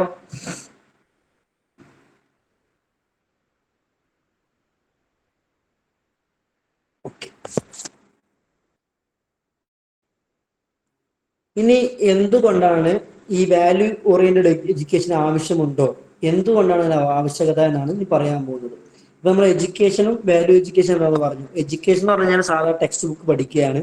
വാല്യൂ എഡ്യൂക്കേഷൻ എന്ന് പറഞ്ഞു കഴിഞ്ഞാൽ ഇത്തരത്തിലുള്ള മോറൽ ആയിട്ടുള്ള കാര്യങ്ങളെ കൂടി അല്ലെങ്കിൽ എത്തിക്കൽ ആയിട്ടുള്ള കാര്യങ്ങളെ കൂടി പരിഗണിച്ചുകൊണ്ട് ആ വിദ്യാഭ്യാസത്തെ കുറച്ചുകൂടി അപ്ഡേറ്റ് ചെയ്യുക എന്നാണ് നമ്മൾ മോറൽ എഡ്യൂക്കേഷൻ അല്ലെങ്കിൽ വാല്യൂ എഡ്യൂക്കേഷൻ കൊണ്ട് ഉദ്ദേശിക്കുന്നതൊക്കെ പറഞ്ഞു. ഇനി need for value oriented education, ഈ രീതിയിലുള്ള വിദ്യാഭ്യാസത്തിന് ആവശ്യകത എന്താണ്? ഈ പറഞ്ഞ പോലെ നമുക്ക് ടെക്സ്റ്റ് ബുക്ക് മാത്രം പഠിച്ചു പോയാൽ പോരെ, അല്ലെങ്കിൽ കുറെ തിയറികളും കുറെ ഫാക്റ്റുകളും പഠിച്ചു പോയാൽ പോരെ? എന്തിന് വെറുതെ ഈ അനുകമ്പയെ കുറിച്ചും അല്ലെങ്കിൽ ബാക്കിയുള്ളവരെ കുറിച്ച് നമ്മൾ കൺസേൺ ആവേണ്ട ആവശ്യം എന്താണ്? അതിനാവശ്യമുണ്ടോ എന്നാണ് ചോദിക്കുന്നത്. അപ്പോൾ need for value oriented education, ഈ വാല്യൂ ഓറിയന്റഡ് ആയിട്ടുള്ള എഡ്യൂക്കേഷൻ ആവശ്യകത എന്താണെന്നാണ് പറയാൻ പോകുന്നത്. ഇത്രേ ഉള്ളൂ. നമുക്കറിയാം, നമുക്ക് നമ്മുടെ അറിവും നമ്മുടെ പ്രവർത്തനങ്ങളും രണ്ടാണ്. നമുക്കറിയാം എന്ത് ചെയ്യാൻ പാടില്ല, അഴിമതി നടത്താൻ പാടില്ല, അല്ലെങ്കിൽ അവരുടെ അവകാശങ്ങളെ ധ്വംസിക്കാൻ അല്ലെങ്കിൽ അതിനെ തകർക്കാൻ പാടില്ല എന്നൊക്കെ നമുക്കറിയാം. പക്ഷേ നമ്മൾ നമ്മുടെ സ്വാർത്ഥ താല്പര്യങ്ങൾക്ക് വേണ്ടി പലപ്പോഴും എന്ത് ചെയ്യും, നമുക്ക് അറിയുന്ന മൂല്യങ്ങളെ പോലും നമ്മൾ എന്ത് ചെയ്യുക, വകവെക്കാറില്ല. അപ്പോൾ വയലൻസ്, അതേപോലെ terrorism, theft, corruption, pollution and serious crimes threaten social stability. നമ്മുടെ ഈ ആധുനിക ലോകത്തേക്ക് നോക്കുമ്പോൾ ഇത്തരത്തിലുള്ള അക്രമങ്ങൾ, ഭീകരവാദങ്ങൾ, കൊലപാതകങ്ങൾ, കവർച്ചകൾ, അഴിമതികളൊക്കെ എന്ത് ചെയ്യുന്നു, നമ്മുടെ സാമൂഹിക സുസ്ഥിരതയെ എന്ത് ചെയ്യുന്നതായി കാണാം, ഭീഷണിപ്പെടുത്തുന്നതായിട്ട് അല്ലെങ്കിൽ അതിനൊരു വെല്ലുവിളി ഉയർത്തുന്നതായിട്ട് നമുക്ക് കാണാൻ സാധിക്കും. അപ്പൊ ഈ ഒരു ഈ പ്രശ്നങ്ങളൊക്കെ നമുക്ക് സൂചിപ്പിക്കുന്നത് നമ്മുടെ സമൂഹത്തിൽ വ്യാപകമായിട്ടുള്ള കവർച്ചകൾ അല്ലെങ്കിൽ വ്യാപകമായിട്ടുള്ള അഴിമതികൾ അല്ലെങ്കിൽ നമ്മുടെ സമൂഹത്തിൽ വ്യാപകമായിട്ടുള്ള ഭീകരവാദ പ്രവർത്തനങ്ങൾക്ക് സൂചിപ്പിക്കുന്നത് നമ്മുടെ എഡ്യൂക്കേഷൻ സിസ്റ്റത്തിന്റെ പരാജയം, നമ്മുടെ സിസ്റ്റം, നമ്മളുടെ വിദ്യാഭ്യാസ സംവിധാനം അല്ലെങ്കിൽ നമ്മൾ കുട്ടികളെ വളർത്തുന്ന രീതി, നമ്മുടെ മക്കളെ വളർത്തുന്ന രീതിയൊക്കെയും ഫെയിലിയർ ആണ് എന്നതാണ് ഇതൊക്കെയും എന്ത് ചെയ്യുന്നത്, സാക്ഷ്യപ്പെടുത്തുന്നത് അല്ലെങ്കിൽ അതൊക്കെയും വിളിച്ചോളുന്നത്. അപ്പോൾ ഇപ്പോഴത്തെ വിദ്യാഭ്യാസത്തെ ഏറ്റവും പ്രശ്നം എന്ന് പറഞ്ഞാൽ ഇത് സ്കിൽ ഡെവലപ്മെന്റ് മാത്രം അല്ലെങ്കിൽ ഒരു വ്യക്തിയുടെ എഫിഷ്യൻസിയെ കൂട്ടാൻ വേണ്ടി മാത്രമാണ് എന്ത് ചെയ്യുന്നത്, ഫോക്കസ് ചെയ്യുന്നത്. അയാൾ കുറെ കഴിവുകൾ ഉണ്ടാക്കുക, അയാളെ എഫിഷ്യന്റായി നിർത്തുക എന്നത് മാത്രമാണ് നമ്മുടെ നിലവിലെ വിദ്യാഭ്യാസ സംവിധാനത്തിന്റെ ഏറ്റവും പ്രൈമായിട്ടുള്ള ഫോക്കസായി മാറിയിട്ടുള്ളത്. അപ്പോൾ ഇത് നല്ല നല്ല പ്രൊഫഷണലുകളെ സൃഷ്ടിക്കുന്നുണ്ട് എങ്കിലും നല്ല മനുഷ്യരെ സൃഷ്ടിക്കാൻ നമ്മുടെ ഇപ്പോഴത്തെ വിദ്യാഭ്യാസത്തിന് സാധിക്കുന്നില്ല എന്നതാണ് ഏറ്റവും വലിയ പ്രശ്നം. അപ്പോൾ നമ്മുടെ ഇപ്പോഴത്തെ വിദ്യാഭ്യാസം ഒരു മോറൽ സെൻസിറ്റീവ് ആയിട്ടുള്ള, എമ്പതി ഉള്ള, അല്ലെങ്കിൽ സോഷ്യൽ റെസ്പോൺസിബിലിറ്റി ഉണ്ടാക്കിയെടുക്കുന്ന കാര്യത്തിൽ വളരെ പരാജയമാണ്. ആ കാര്യത്തിൽ ഒരു വളരെ പിന്നോക്ക അവസ്ഥയിലാണ് നിൽക്കുന്നത്. ഇപ്പൊ നമ്മുടെ പുതിയ എഡ്യൂക്കേഷൻ പോളിസി 1986 കേട്ടോ, അത് ഞാൻ ബൈ മിസ്റ്റേക്ക് നിങ്ങളുടെ ഡിഗ്രി ടെക്സ്റ്റ് അപ്ഡേറ്റഡ് അല്ലാത്തതുകൊണ്ടാണ്. അതിനുശേഷം 2020 എന്ത് ചെയ്തിട്ടുണ്ട്, പുതിയ എഡ്യൂക്കേഷൻ പോളിസി വന്നിട്ടുണ്ട്. അപ്പൊ അതിലൊക്കെയും എന്ത് ചെയ്തിട്ടുണ്ട്, നമ്മുടെ ഈ ഒരു വിദ്യാഭ്യാസത്തിന്റെ പരമമായ ലക്ഷ്യം അത് കുറെ പ്രൊഫഷണൽ ആയിട്ടുള്ള ആൾക്കാരെ ഉണ്ടാക്കിയെടുക്കുക എന്നുള്ളതല്ല, അല്ലെങ്കിൽ കുറെ സ്കില്ല് കുട്ടികൾക്ക് ഉണ്ടാക്കി കൊടുക്കുക എന്നതിനപ്പുറം അവർക്ക് മോറൽ സെൻസിറ്റീവ് ആയിട്ടുള്ള, കുറച്ചൊക്കെ എമ്പതി ഉള്ള, സോഷ്യൽ റെസ്പോൺസിബിലിറ്റി ഉള്ള കുട്ടികളെ വാർത്തെടുക്കുക കൂടിയാണ് എഡ്യൂക്കേഷന്റെ ഉദ്ദേശം. എന്ത് ചെയ്യുന്നുണ്ട്, നമ്മുടെ പുതിയ എഡ്യൂക്കേഷൻ പോളിസി വിദ്യാഭ്യാസ നയം തിരിച്ചറിയുകയും നമ്മുടെ വാല്യൂ ഓറിയന്റഡ് ആയിട്ടുള്ള എഡ്യൂക്കേഷനെ നമ്മുടെ വിദ്യാഭ്യാസ ക്രമത്തിലേക്ക്, എഡ്യൂക്കേഷൻ സിസ്റ്റത്തിലേക്ക് ഉൾപ്പെടുത്തുകയൊക്കെ ചെയ്തിട്ടുണ്ട്.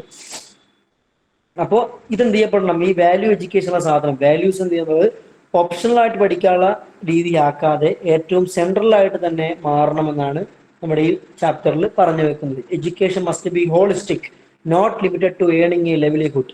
ഒരു ഹോളിസ്റ്റിക് ആയിട്ടുള്ള എല്ലാ കാര്യങ്ങളെയും ഉൾക്കൊള്ളുന്ന രീതിയിലുള്ള ഒന്നായിരിക്കണം വിദ്യാഭ്യാസം. അല്ലാതെ വെറുമൊരു ലൈവ്ലിഹുഡ്, ഒരു ജീവിതോപാധി നേടിയെടുക്കുന്ന മാത്രം സഹായിക്കുന്ന സാധനം മാത്രമായി വിദ്യാഭ്യാസം മാറാൻ പാടുള്ളതല്ല എന്നർത്ഥം. നമുക്ക് നോക്കിക്കഴിഞ്ഞാൽ കാണാൻ സാധിക്കും, നമ്മൾക്ക് എന്ത് ചെയ്യാൻ പറ്റും, corruption in Indian society exist at all levels.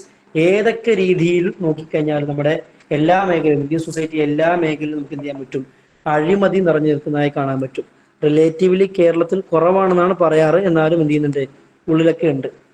എൻ്റെ തന്നെ ഒരു അനുഭവത്തിൽ ഞാൻ ഒരു ആസാമിൽ കുറച്ചുകാലം വർക്ക് ചെയ്തിരുന്നു. ആ സമയത്ത് ഒരു കലോത്സവവുമായി ബന്ധപ്പെട്ട് ഞങ്ങളെ കേരളത്തിലേക്ക് കൊണ്ടുവരാൻ വേണ്ടി പോയ സമയത്ത് സ്റ്റുഡൻസ് കൺസെഷൻ നമുക്ക് ഉണ്ടാക്കിയെടുക്കാൻ പറ്റുമല്ലോ. അപ്പൊ അതിന് അവിടുത്തെ മെയിൻ ഓഫീസിലേക്ക് ഞങ്ങൾ പോയി. എൻ്റെ കൂടെ എൻ്റെ സ്ഥാപനത്തിലുണ്ടായിരുന്ന പ്രിൻസിപ്പൾ, അവിടെ 12 വർഷമൊക്കെ ആയിട്ട് 10 വർഷത്തിലധികമായിട്ട് വർക്ക് ചെയ്യുന്ന പ്രിൻസിപ്പൾ ഉണ്ടായിരുന്നു. അപ്പൊ എല്ലാം ക്ലിയർ ആയി സന്തോഷത്തോടെ അപ്പൊ ആ കൺസെഷൻ കിട്ടിയപ്പോൾ എൻ്റെ കൂടെ വന്ന പ്രിൻസിപ്പൾ നേരെ എടുത്തൊരു 500-ന്റെ നോട്ട് ഈ ഓഫീസർക്ക് നീട്ടി. അപ്പൊ എനിക്കൊരു ഷോക്കിംഗ് ആയിരുന്നു. 500 നോട്ടൊക്കെ എന്തിനാ ഓഫീസർ, കൈക്കൂലി കൊടുക്കാൻ എനിക്ക് മനസ്സിലായി. പക്ഷെ ആ ഉദ്യോഗസ്ഥൻ അത് വാങ്ങിയില്ല. അപ്പൊ ഞങ്ങൾ അവിടുന്ന് പുറത്തിറങ്ങിയ ശേഷം മൂപ്പരോട് ചോദിച്ചു, എന്ത് പണിയാ കാണിച്ചത്, എന്തിനാ കൈക്കൂലിയൊക്കെ കൊടുക്കാൻ നിൽക്കുന്നു ചോദിച്ചു. അപ്പൊ അദ്ദേഹം പറഞ്ഞൊരു യാഥാർത്ഥ്യം പറഞ്ഞാൽ, ഇദ്ദേഹത്തിന്റെ 10 വർഷത്തെ അവിടുത്തെ സർവീസിനിടക്ക് ആദ്യമായിട്ടായിരുന്നു ഒരു ഗവൺമെന്റ് എംപ്ലോയി ഒരു ആവശ്യത്തിന് പോയപ്പോ കൈക്കൂലി വാങ്ങാതെ ഒരു സർവീസ് ചെയ്ത് കൊടുത്തത് ആദ്യമായിട്ടായിരുന്നു എന്നാണ് അദ്ദേഹം പറഞ്ഞത്. അപ്പൊ ഏതായാലും നിങ്ങൾ നോക്കിക്കഴിഞ്ഞാൽ നമ്മുടെ ഇന്ത്യൻ സൊസൈറ്റിയിൽ എന്ത് ചെയ്യുന്നുണ്ട്, കൊറപ്ഷൻ വ്യാപകമായതായിട്ട് നമുക്ക് കാണാൻ സാധിക്കും. അതേപോലെ തന്നെ greed for wealth has cross rational limits. നമ്മുടെ സമ്പത്തിനോടുള്ള ആർത്തി എന്ന് എല്ലാ അതിർത്തികളെയും ലംഘിച്ച് മറികടന്നു പോയിട്ടുണ്ട്. മഹാത്മാഗാന്ധിയുടെ ഒരു കോട്ടിങ് നമ്മൾ സാന്ദർഭികമായി ഓർത്തു പോവുകയാണ് അല്ലെ, ഇന്ത്യയിൽ എല്ലാവരുടെയും ആവശ്യത്തിന് നീടിനുള്ളതുണ്ട്, പക്ഷെ നിങ്ങളുടെ ആർത്തിക്കുള്ളതൊന്നും ഇല്ല എന്ന് മഹാത്മാഗാന്ധി പറയുന്നുണ്ട്. ഏതായാലും നമ്മുടെ രാജ്യത്തെ എത്തിക്കൽ കൺസിഡറേഷൻസ്, അതേപോലെ തന്നെ ഗ്രീഡ്, അതേപോലെ കൊറപ്ഷൻ എന്നൊക്കെ വളരെ വ്യാപകമായി കൊണ്ടിരിക്കുകയാണ്, അല്ലെങ്കിൽ അത് എത്തിക്കൽ കൺസിഡറേഷൻ നെഗ്ലക്ട് ചെയ്യപ്പെട്ട് കൊണ്ടിരിക്കുകയാണ്. ഈവൻ നമ്മുടെ ബേസിക് ആയിട്ട് നമ്മുടെ ലഭിക്കേണ്ട ചികിത്സയ്ക്ക് നമ്മൾ സമീപിക്കുന്ന ഡോക്ടേഴ്സ് പോലും അഡ്വാൻസ് പേയ്മെന്റ് ഇല്ല എങ്കിൽ, മുൻകൂട്ടി പൈസ അടക്കുന്നില്ല എങ്കിൽ ചികിത്സ പോലും നിഷേധിക്കുന്ന സാഹചര്യങ്ങൾ നമ്മുടെ രാജ്യത്ത് കണ്ടുവരുന്നുണ്ട്. അപ്പൊ ഏതായാലും ഈ എല്ലാവർക്കും, പോലീസ് ആയിക്കോട്ടെ, ലോയേഴ്സ് ആയിക്കോട്ടെ, ഏത് ഗ്രീഡ് മീൻ അത്യാർത്തി. അപ്പൊ ഏത് മേഖലയിൽ നോക്കിക്കഴിഞ്ഞാലും, ഏത് ഫീൽഡ് എടുത്തു നോക്കിക്കഴിഞ്ഞാലും അവിടെയൊക്കെ കൊറപ്റ്റഡ് ആയിട്ടും അവിടെയൊക്കെ ഒരു പൊല്യൂട്ടഡ് ആയിട്ടും നമുക്ക് കാണാൻ പറ്റും. അപ്പൊ ഇതൊക്കെ സൂചിപ്പിക്കുന്നത് എന്താണ്, നമ്മുടെ വിദ്യാഭ്യാസ ക്രമം വളരെ ഫെയിലിയർ ആണ് എന്നാണ് സൂചിപ്പിക്കുന്നത്. അപ്പൊ there is something we are missing in our system. നമ്മുടെ എഡ്യൂക്കേഷൻ സിസ്റ്റം എന്തോ ഒന്ന് മിസ് ആയി പോകുന്നത് കൊണ്ടാണ് എന്ത് ചെയ്യുന്നത്. ഒരു മിനിറ്റ്, എൻ്റെ ലാപ്പ് ഒന്ന് ഓഫായി പോയിട്ടുണ്ട്.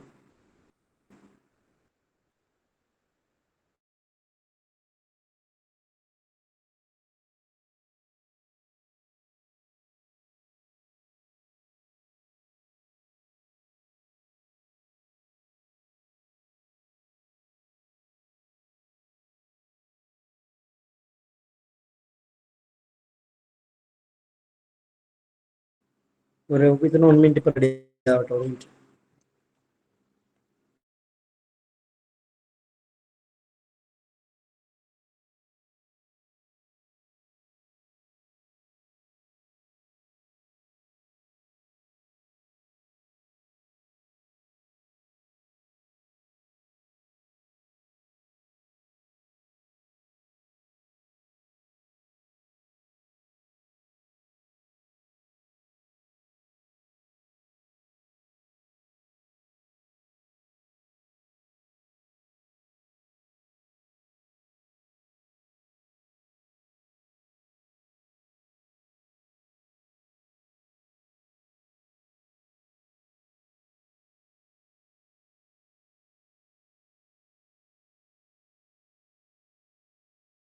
അപ്പൊ നമ്മൾ പറഞ്ഞു വരുന്നത് എന്താ പറയാ, ഇപ്പൊ എല്ലാ രീതിയിലും അല്ലെ, നമ്മുടെ ഫുഡ് ഐറ്റംസ് ആയിക്കോട്ടെ, എല്ലാ രീതിയിലും നമ്മളിപ്പോ കൊറപ്റ്റഡ് ആൻഡ് പൊല്യൂട്ടഡ് ആയി മാറിക്കൊണ്ടിരിക്കുകയാണ്. നമ്മൾ വെജിറ്റബിൾസിൽ കെമിക്കൽസിന്റെ അംശങ്ങളുണ്ട്, കീടനാശിനികൾ ഉപയോഗിക്കുന്നു, അപകടകരമായ കീടനാശിനികൾ ഉപയോഗിക്കപ്പെടുന്നു.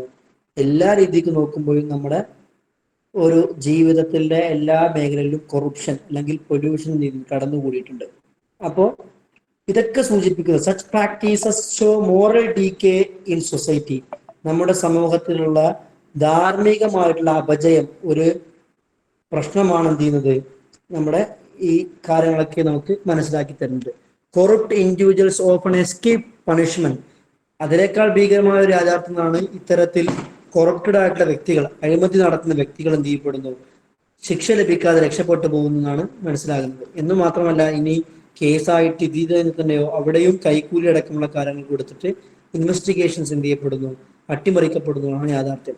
ഏതായാലും ഇതിനൊക്കെ പ്രശ്നം എന്താണ്, ഇത്തരത്തിലുള്ള ഈ മോറൽ ഡീകേ, അപ്പൊ ഈ ധാർമ്മികമായിട്ടുള്ള അപജയം കാരണം എന്ത് നഷ്ടമാണ് നമ്മുടെ രാജ്യത്തിന് ഉണ്ടായെന്ന് ചോദിച്ചു കഴിഞ്ഞാൽ, നമ്മുടെ രാജ്യത്തിന്റെ ഹ്യൂമൻ ഡെവലപ്മെന്റ് ഇൻഡെക്സ് അല്ലെ, മാനുഷിക വികസന സൂചികയിൽ അതൊരു രാജ്യത്തിന് എത്രമാത്രം ഡെവലപ്ഡ് ആയിട്ടെന്ന് സൂചിപ്പിക്കാനുള്ള ഒരു ഇൻഡിക്കേറ്ററാണ് ഹ്യൂമൻ ഡെവലപ്മെന്റ് ഇൻഡെക്സ് എന്നുള്ളത്. അപ്പൊ ഈ ഒരു ഹ്യൂമൻ ഡെവലപ്മെന്റ് ഇൻഡെക്സ് ഈ UNDP, United Nations development programme, അവർ നടത്തിയ സർവേ പ്രകാരം 196 രാജ്യങ്ങൾ സർവേ നടത്തിയപ്പോൾ ഹ്യൂമൻ ഡെവലപ്മെന്റ് കാര്യത്തിൽ 134ാമത്തെ സ്ഥാനത്താണ് നമ്മുടെ ഇന്ത്യ നിലനിൽക്കുന്നത്. അപ്പൊ ഇതൊക്കെ സൂചിപ്പിക്കുന്നത് നമ്മുടെ ക്വാളിറ്റി ഓഫ് ലൈഫ്, അതേപോലെ തന്നെ എഡ്യൂക്കേഷൻ, ഹെൽത്ത്, എത്തിക്കൽ ഗവർണൻസ് ഒക്കെ വളരെ വീക്കാണ് അല്ലെങ്കിൽ പുവറാണ് എന്നാണ് അതൊക്കെ സൂചിപ്പിക്കുന്നത്. അപ്പൊ ഇതൊക്കെ കാരണം തന്നെ നമ്മുടെ രാജ്യത്ത് എന്താവശ്യമുണ്ട്, നമ്മുടെ എഡ്യൂക്കേഷനെ കുറച്ചുകൂടി പുനഃക്രമീകരണം നടത്തേണ്ട, റീഅസസ്മെന്റ് ചെയ്യേണ്ട ഒരു ആവശ്യം നിലനിൽക്കുന്നുണ്ട്. അപ്പോൾ നമ്മുടെ മുമ്പിലുള്ള ഏറ്റവും വലിയ പ്രധാനപ്പെട്ട ക്വസ്റ്റ്യൻ നമ്മുടെ ഈ നിലവിലുള്ള എഡ്യൂക്കേഷൻ സിസ്റ്റം, അത് നമുക്കൊരു എൻലൈറ്റ്മെന്റ് അല്ലെങ്കിൽ നമുക്കൊരു ബോധോദയം ഉണ്ടാക്കാൻ മാത്രം പ്രാപ്തമാണോ നമ്മൾ മനസ്സിനോട് ചോദിക്കേണ്ടതുണ്ട്. അല്ലെങ്കിൽ ഇത് എന്ത് ചെയ്യുന്നുണ്ടോ, നമുക്ക് നീതിയോടൊപ്പം നിൽക്കാൻ അല്ലെങ്കിൽ മറ്റുള്ളവരെ പരിഗണിക്കാൻ വേണ്ടിയുള്ള ഒരു കൺസേൺ നമുക്കൊരു തോന്നൽ തരുന്നുണ്ടോ എന്നൊക്കെ നമ്മൾ ചിന്തിക്കേണ്ടതുണ്ട്. നമുക്ക് നിലവിലെ വിദ്യാഭ്യാസം ഇത്തരത്തിലുള്ള ചിന്തകൾ ലഭിക്കുന്നില്ല എങ്കിൽ നമ്മൾ മനസ്സിലാക്കേണ്ടത് നമ്മുടെ വിദ്യാഭ്യാസത്തിലേക്ക് എന്ത് ചെയ്യേണ്ട ആവശ്യമുണ്ട്, വാല്യൂ എഡ്യൂക്കേഷനെ കൂടെ എന്ത് ചെയ്യേണ്ട ആവശ്യമുണ്ട്, കടത്തി വെക്കേണ്ട ആവശ്യമുണ്ട്, നമ്മൾ മനസ്സിലാക്കേണ്ടിയിരിക്കുന്നു. ഏതായാലും നമ്മുടെ മനസ്സിലെ ഏറ്റവും ദുഷിച്ച കുറച്ച് ചിന്തകളാണ് ഹാട്രഡ്, ബിഗോട്ടറി, ഫനറ്റിസം, ഗ്രീഡ്, ജലസി. ഇതൊക്കെ എന്ത് ചെയ്യണമെങ്കിൽ മാറ്റിയെടുക്കണമെങ്കിൽ നമ്മുടെ വിദ്യാഭ്യാസത്തിൽ എഡ്യൂക്കേഷൻ എന്തുകൂടി വേണം, ഒരു വാല്യൂ എഡ്യൂക്കേഷൻ കൂടി കൊണ്ടുവരണമെന്നാണ് പറയുന്നത്. നമ്മുടെ ടൈം ഓവർ ആയിട്ടുണ്ട്, സ്ലൈഡും തീർന്നിട്ടുണ്ട്. Love and compassion, care and charity, friendship and cooperation, these values are essential for developing global consciousness and harmony. നമ്മുടെ ഏറ്റവും ഈ സോഷ്യൽ ഹാർമണി ഒക്കെ ഉണ്ടാക്കിയെടുക്കണമെങ്കിൽ നമ്മൾ എന്ത് ചെയ്യപ്പെടണം, ലവ്, കമ്പാഷൻ, കെയർ, ചാരിറ്റി തുടങ്ങിയ വാല്യൂസിനെ നമ്മൾ എഡ്യൂക്കേഷന്റെ കൂടെ ഇന്റഗ്രേറ്റഡ് ആയിട്ട് കൊണ്ട് നൽകാൻ നമുക്ക് സാധിക്കണം. നമ്മളിപ്പോൾ 1 മണിക്കൂർ ആയിട്ടുണ്ട്. I think it is better to wind up here and almost relevant points are also clear. നമുക്കിനി എന്തെങ്കിലും ഡൗട്ട് ഉണ്ടെങ്കിൽ അത് ചെയ്യാം, ക്ലിയർ ചെയ്യാം.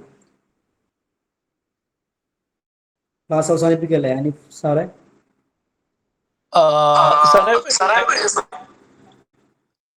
രണ്ട് മൈക്ക് ഒന്ന് മ്യൂട്ട് ചെയ്തോളൂ. ഓക്കെ, സ്ലൈഡ് കഴിഞ്ഞിട്ടുണ്ടെങ്കിൽ നിർത്തിക്കളി, അതല്ല ഇനി അത് ഒരു 1-2 സ്ലൈഡ് ഉണ്ടെങ്കിൽ ഫിനിഷ് ചെയ്യുക, അതായിരിക്കും നല്ലത്.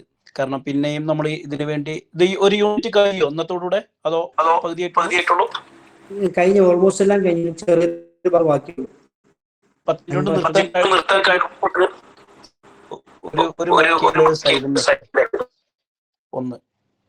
ഒന്ന് സൈലന്റ് ആക്കും, മറ്റേത് സംസാരിക്കുക, അതായത് മ്യൂട്ട് ചെയ്യും. 5 മിനിറ്റ് കൊണ്ട് തീർക്കാൻ പറ്റുന്നെങ്കിൽ ഫിനിഷ് ചെയ്യലായിരിക്കും നല്ലത്. അല്ലെങ്കിൽ അടുത്തൊരു ക്ലാസ് തുടങ്ങുമ്പോൾ അതിൽ തുടക്കത്തിൽ ബാക്കി പറയേണ്ടി വരില്ലേ? നിങ്ങളെ സൗകര്യം പോലെ കേട്ടോ. നമ്മൾ റെക്കോർഡ് ചെയ്യുന്നുണ്ടല്ലോ, അപ്പോൾ ലെഫ്റ്റ് ആയാലും ബാക്കിയുള്ളവർക്ക് കാണാം. എത്ര മിനിറ്റ് വേണ്ടി വരും? എന്നാ പിന്നെ നമുക്ക് ഇനി നെക്സ്റ്റ്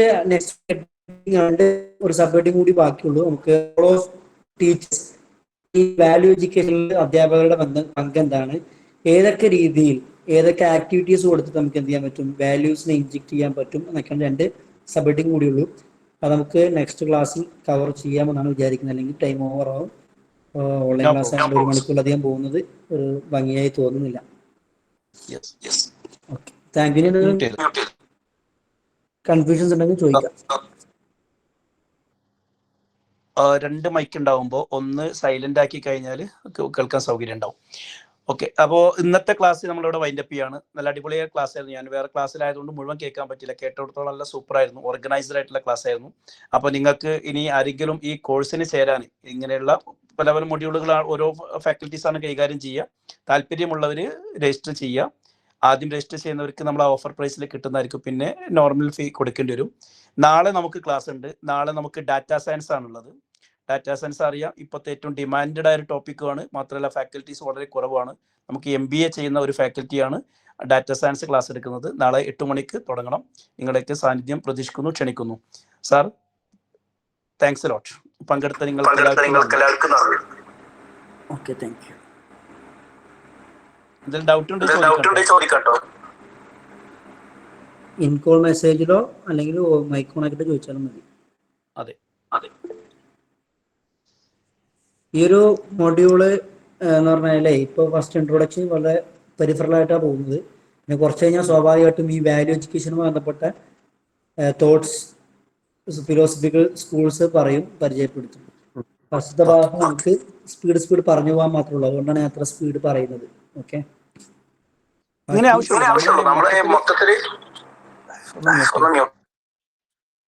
മൊത്തത്തിൽ നമ്മൾ ഒരു യൂണിറ്റിലെ പ്രധാനപ്പെട്ട ഭാഗങ്ങൾ സ്ലൈഡിൽ കാണിക്കും, അതിലൊരു ഓവറോൾ വ്യൂ കൊടുക്കും, എന്നിട്ട് നോട്ട്സിലായിരിക്കും ഉണ്ടാക്കുക. സിംപ്ലിഫൈഡ് നോട്ട് കൊടുക്കണം. വേണ്ട ഇഗ്നോയുടെ മെറ്റീരിയൽ വായിച്ചാൽ കുട്ടികൾക്ക് അത്യാവശ്യം ഇംഗ്ലീഷ് അറിയുന്നവർക്ക് എളുപ്പമായിരിക്കും, അല്ലാത്തവർ സ്ട്രഗിൾ ചെയ്യും, അത് മനസ്സിലാക്കിയെടുക്കാൻ പ്രയാസമായിരിക്കും. അതിനെ സിംപ്ലിഫൈ ചെയ്തിട്ട് എക്സാം പോയിന്റ് ഓഫ് വ്യൂവിലുള്ള നോട്ട് പ്രൊവൈഡ് ചെയ്യുക എന്നുള്ളതാണ് നമ്മൾ ഈ ട്യൂഷൻ കൊണ്ട് ഉദ്ദേശിക്കുന്നത്. അതോടൊപ്പം ഒരു മെറ്റീരിയൽ വായിക്കുന്നതിന് മുമ്പ് അല്ലെങ്കിൽ ഒരു യൂണിറ്റ് പഠിക്കാൻ പോകുമ്പോൾ നമ്മുടെ ക്ലാസ് കേട്ടിട്ട് പോകുമ്പോൾ ഒരു ഓവറോൾ ഐഡിയ ഉണ്ടാവും, എന്താണ് ഇതിൽ പറയുന്നത്, എന്തൊക്കെയാണ് ചർച്ച ചെയ്യുന്നത്. അതിനാണ് നമ്മൾ ക്ലാസ് വെക്കുന്നത്. അപ്പോൾ എല്ലാ പോയിന്റിലേക്കും പോകണമെന്നില്ല, പ്രധാനപ്പെട്ട ഭാഗങ്ങളൊക്കെ കവർ ചെയ്യുക. അത് പ്ലസ് ഇനി നമ്മൾ എക്സാം ആവുന്ന സമയത്ത് ഇതിനെ ഒന്നുകൂടി ഷോർട്ട് ആക്കിയിട്ട് വളരെ പ്രധാനപ്പെട്ട പോയിന്റുകൾ മാത്രം ഡിസ്കസ് ചെയ്തിട്ട് പ്രൊവൈഡ് ചെയ്യുന്നതായിരിക്കും. അങ്ങനെയാണ് നമ്മൾ ക്ലാസ് കൊണ്ട് നമ്മൾ പ്ലാൻ ചെയ്തിട്ടുള്ളത്. കുട്ടികളുടെ അഭിപ്രായങ്ങളൊക്കെ സ്വീകരിക്കുകയും ചെയ്യും ഇൻഷാ അല്ലാഹ്. അപ്പോൾ നമ്മൾ ക്ലാസ് കൃത്യമായി തുടങ്ങിയിട്ടില്ല. ഇപ്പോൾ എല്ലാ യൂണിറ്റിൻ്റെയും എല്ലാ മൊഡ്യൂളിൻ്റെയും ഫസ്റ്റ് യൂണിറ്റ് ഒരു ഡെമോ എന്ന രീതിയിൽ ക്ലാസ് എങ്ങനെ ഉണ്ടായിരിക്കും, ഏത് രീതിയിലാണ് നമ്മൾ കണ്ടക്ട് ചെയ്യുന്നുള്ളതെന്ന് ഇൻട്രൊഡ്യൂസ് ചെയ്യാണ് ചെയ്യുന്നത്. ഈ പ്രോഗ്രാമിൽ പങ്കെടുത്ത നിങ്ങൾക്ക് എല്ലാവർക്കും നന്ദി രേഖപ്പെടുത്തുന്നു. നാളത്തെ പ്രോഗ്രാമിലേക്ക് ക്ഷണിക്കുന്നു. സ്പെഷ്യലി ഇന്നത്തെ ഫാക്കൽറ്റിയായ മുഹമ്മദ് ദുൽഫിക്കാർ സാറിനും നന്ദി രേഖപ്പെടുത്തുന്നു. വണ്ടർഫുൾ ക്ലാസ് ആയിരുന്നു. Thank you so much. Good night. ഫീ നമ്മൾ ഡാറ്റാ സയൻസിന് മാത്രം 1250 വരുന്നു. ബാക്കിയുള്ളതിനൊക്കെ 1000 വരുന്നത്. പക്ഷെ ആദ്യത്തെ 10 പേർക്ക് ഓരോ മൊഡ്യൂളിലും ആദ്യം രജിസ്റ്റർ ചെയ്യുന്ന 10 പേർക്ക് 25% ഡിസ്കൗണ്ട് ഉണ്ട്. അഥവാ 750 രൂപ കൊടുത്താൽ മതി നിങ്ങൾ. ഇപ്പോൾ ഈ വാല്യൂ എഡ്യൂക്കേഷൻ എന്ന് പറഞ്ഞാൽ ഈ ഒരു മൊഡ്യൂളിന് നമ്മുടെ ഫീസ് 1000 ആണ്. എന്തായാലും ഓരോ യൂണിറ്റിനും ഒരു ക്ലാസ് ഉണ്ടായിരിക്കും. അതിൻ്റെ നോട്ട്സ് നമ്മൾ പ്രൊവൈഡ് ചെയ്യും. മാത്രമല്ല ആദ്യം രജിസ്റ്റർ ചെയ്യുന്ന 10 പേർക്ക് എക്സാം ആകുന്ന സമയത്ത് ഒരു എക്സാം ഫോക്കസ്ഡ് ക്ലാസ് ഉണ്ടാവും. എക്സാം ഫോക്കസ് ക്ലാസ്സിൻ്റെ പ്രത്യേകത വെച്ചാൽ ഇഗ്നോയിൽ നിങ്ങൾ കുറേ പഠിച്ചു എന്നതുകൊണ്ട് പരീക്ഷയ്ക്ക് മാർക്ക് കിട്ടിക്കൊള്ളുന്നില്ല, എന്നാൽ കുറെ എഴുതി എന്നൊന്നും കിട്ടില്ല. അപ്പോൾ എന്ത് ചെയ്യേണ്ടത് വെച്ചാൽ കഴിഞ്ഞ 2-3 വർഷങ്ങളിൽ ആവർത്തിച്ച ചോദ്യങ്ങൾ അതിനെ പിൻ പോയിന്റ് ചെയ്തിട്ട് ഉത്തരങ്ങൾ എന്ന രീതിയിൽ പോയിന്റ് ആയിട്ട് പഠിക്കണം. എന്നാൽ മെറ്റീരിയൽ വായിക്കുന്ന മെറ്റീരിയലിനെ കുറിച്ച് ഓരോ ഐഡിയ ഉള്ള ഒരാൾക്ക് ഇതിന് ഉത്തരം എഴുതാനും പറ്റുള്ളൂ. നമ്മളൊക്കെ എക്സ്പീരിയൻസിൽ അങ്ങനെ തോന്നി. അതുകൊണ്ട് അതൊക്കെ പ്രൊവൈഡ് ചെയ്യുന്ന രീതിയിലായിരിക്കും നമ്മുടെ ക്ലാസ് ഉണ്ടായിരിക്കുക. ഓക്കെ, അപ്പോൾ നിങ്ങൾക്ക് താല്പര്യം ഉണ്ടെങ്കിൽ ഫസ്റ്റ് പേയ്മെന്റ് കൊടുത്ത് രജിസ്റ്റർ ചെയ്ത് കഴിഞ്ഞ് ഏത് മൊഡ്യൂളാണോ നിങ്ങൾക്ക് താല്പര്യമെങ്കിൽ അത് മാത്രം പേ ചെയ്താൽ മതി. അങ്ങനെ പേയ്മെന്റ് കിട്ടിയ ആൾക്കാരെ വെച്ചുകൊണ്ട് നമ്മൾ ജനുവരി 5-10 ആകുമ്പോൾ അവർക്ക് മാത്രമായിരിക്കും ക്ലാസ് ഉണ്ടാകുക. ഇപ്പൊ നമ്മൾ ജനുവരി പബ്ലിക്കിൽ ക്ലാസ് എടുക്കുന്നുണ്ട്, കേട്ടോട്ടെന്ന് എഴുതിയിട്ട്. Okay, thank you. ഡൗട്ട് വേറെ എന്തെങ്കിലും ഡൗട്ട് ഉണ്ടോ? വേറെ എന്തെങ്കിലും ചോദിക്കാനുണ്ടോ? ഇന്നത്തെ ക്ലാസ് റിക്കാർഡ് നമ്മൾ പ്രൊവൈഡ് ചെയ്യുന്നതായിരിക്കും കേട്ടോ. ശരി, താങ്ക്സ്.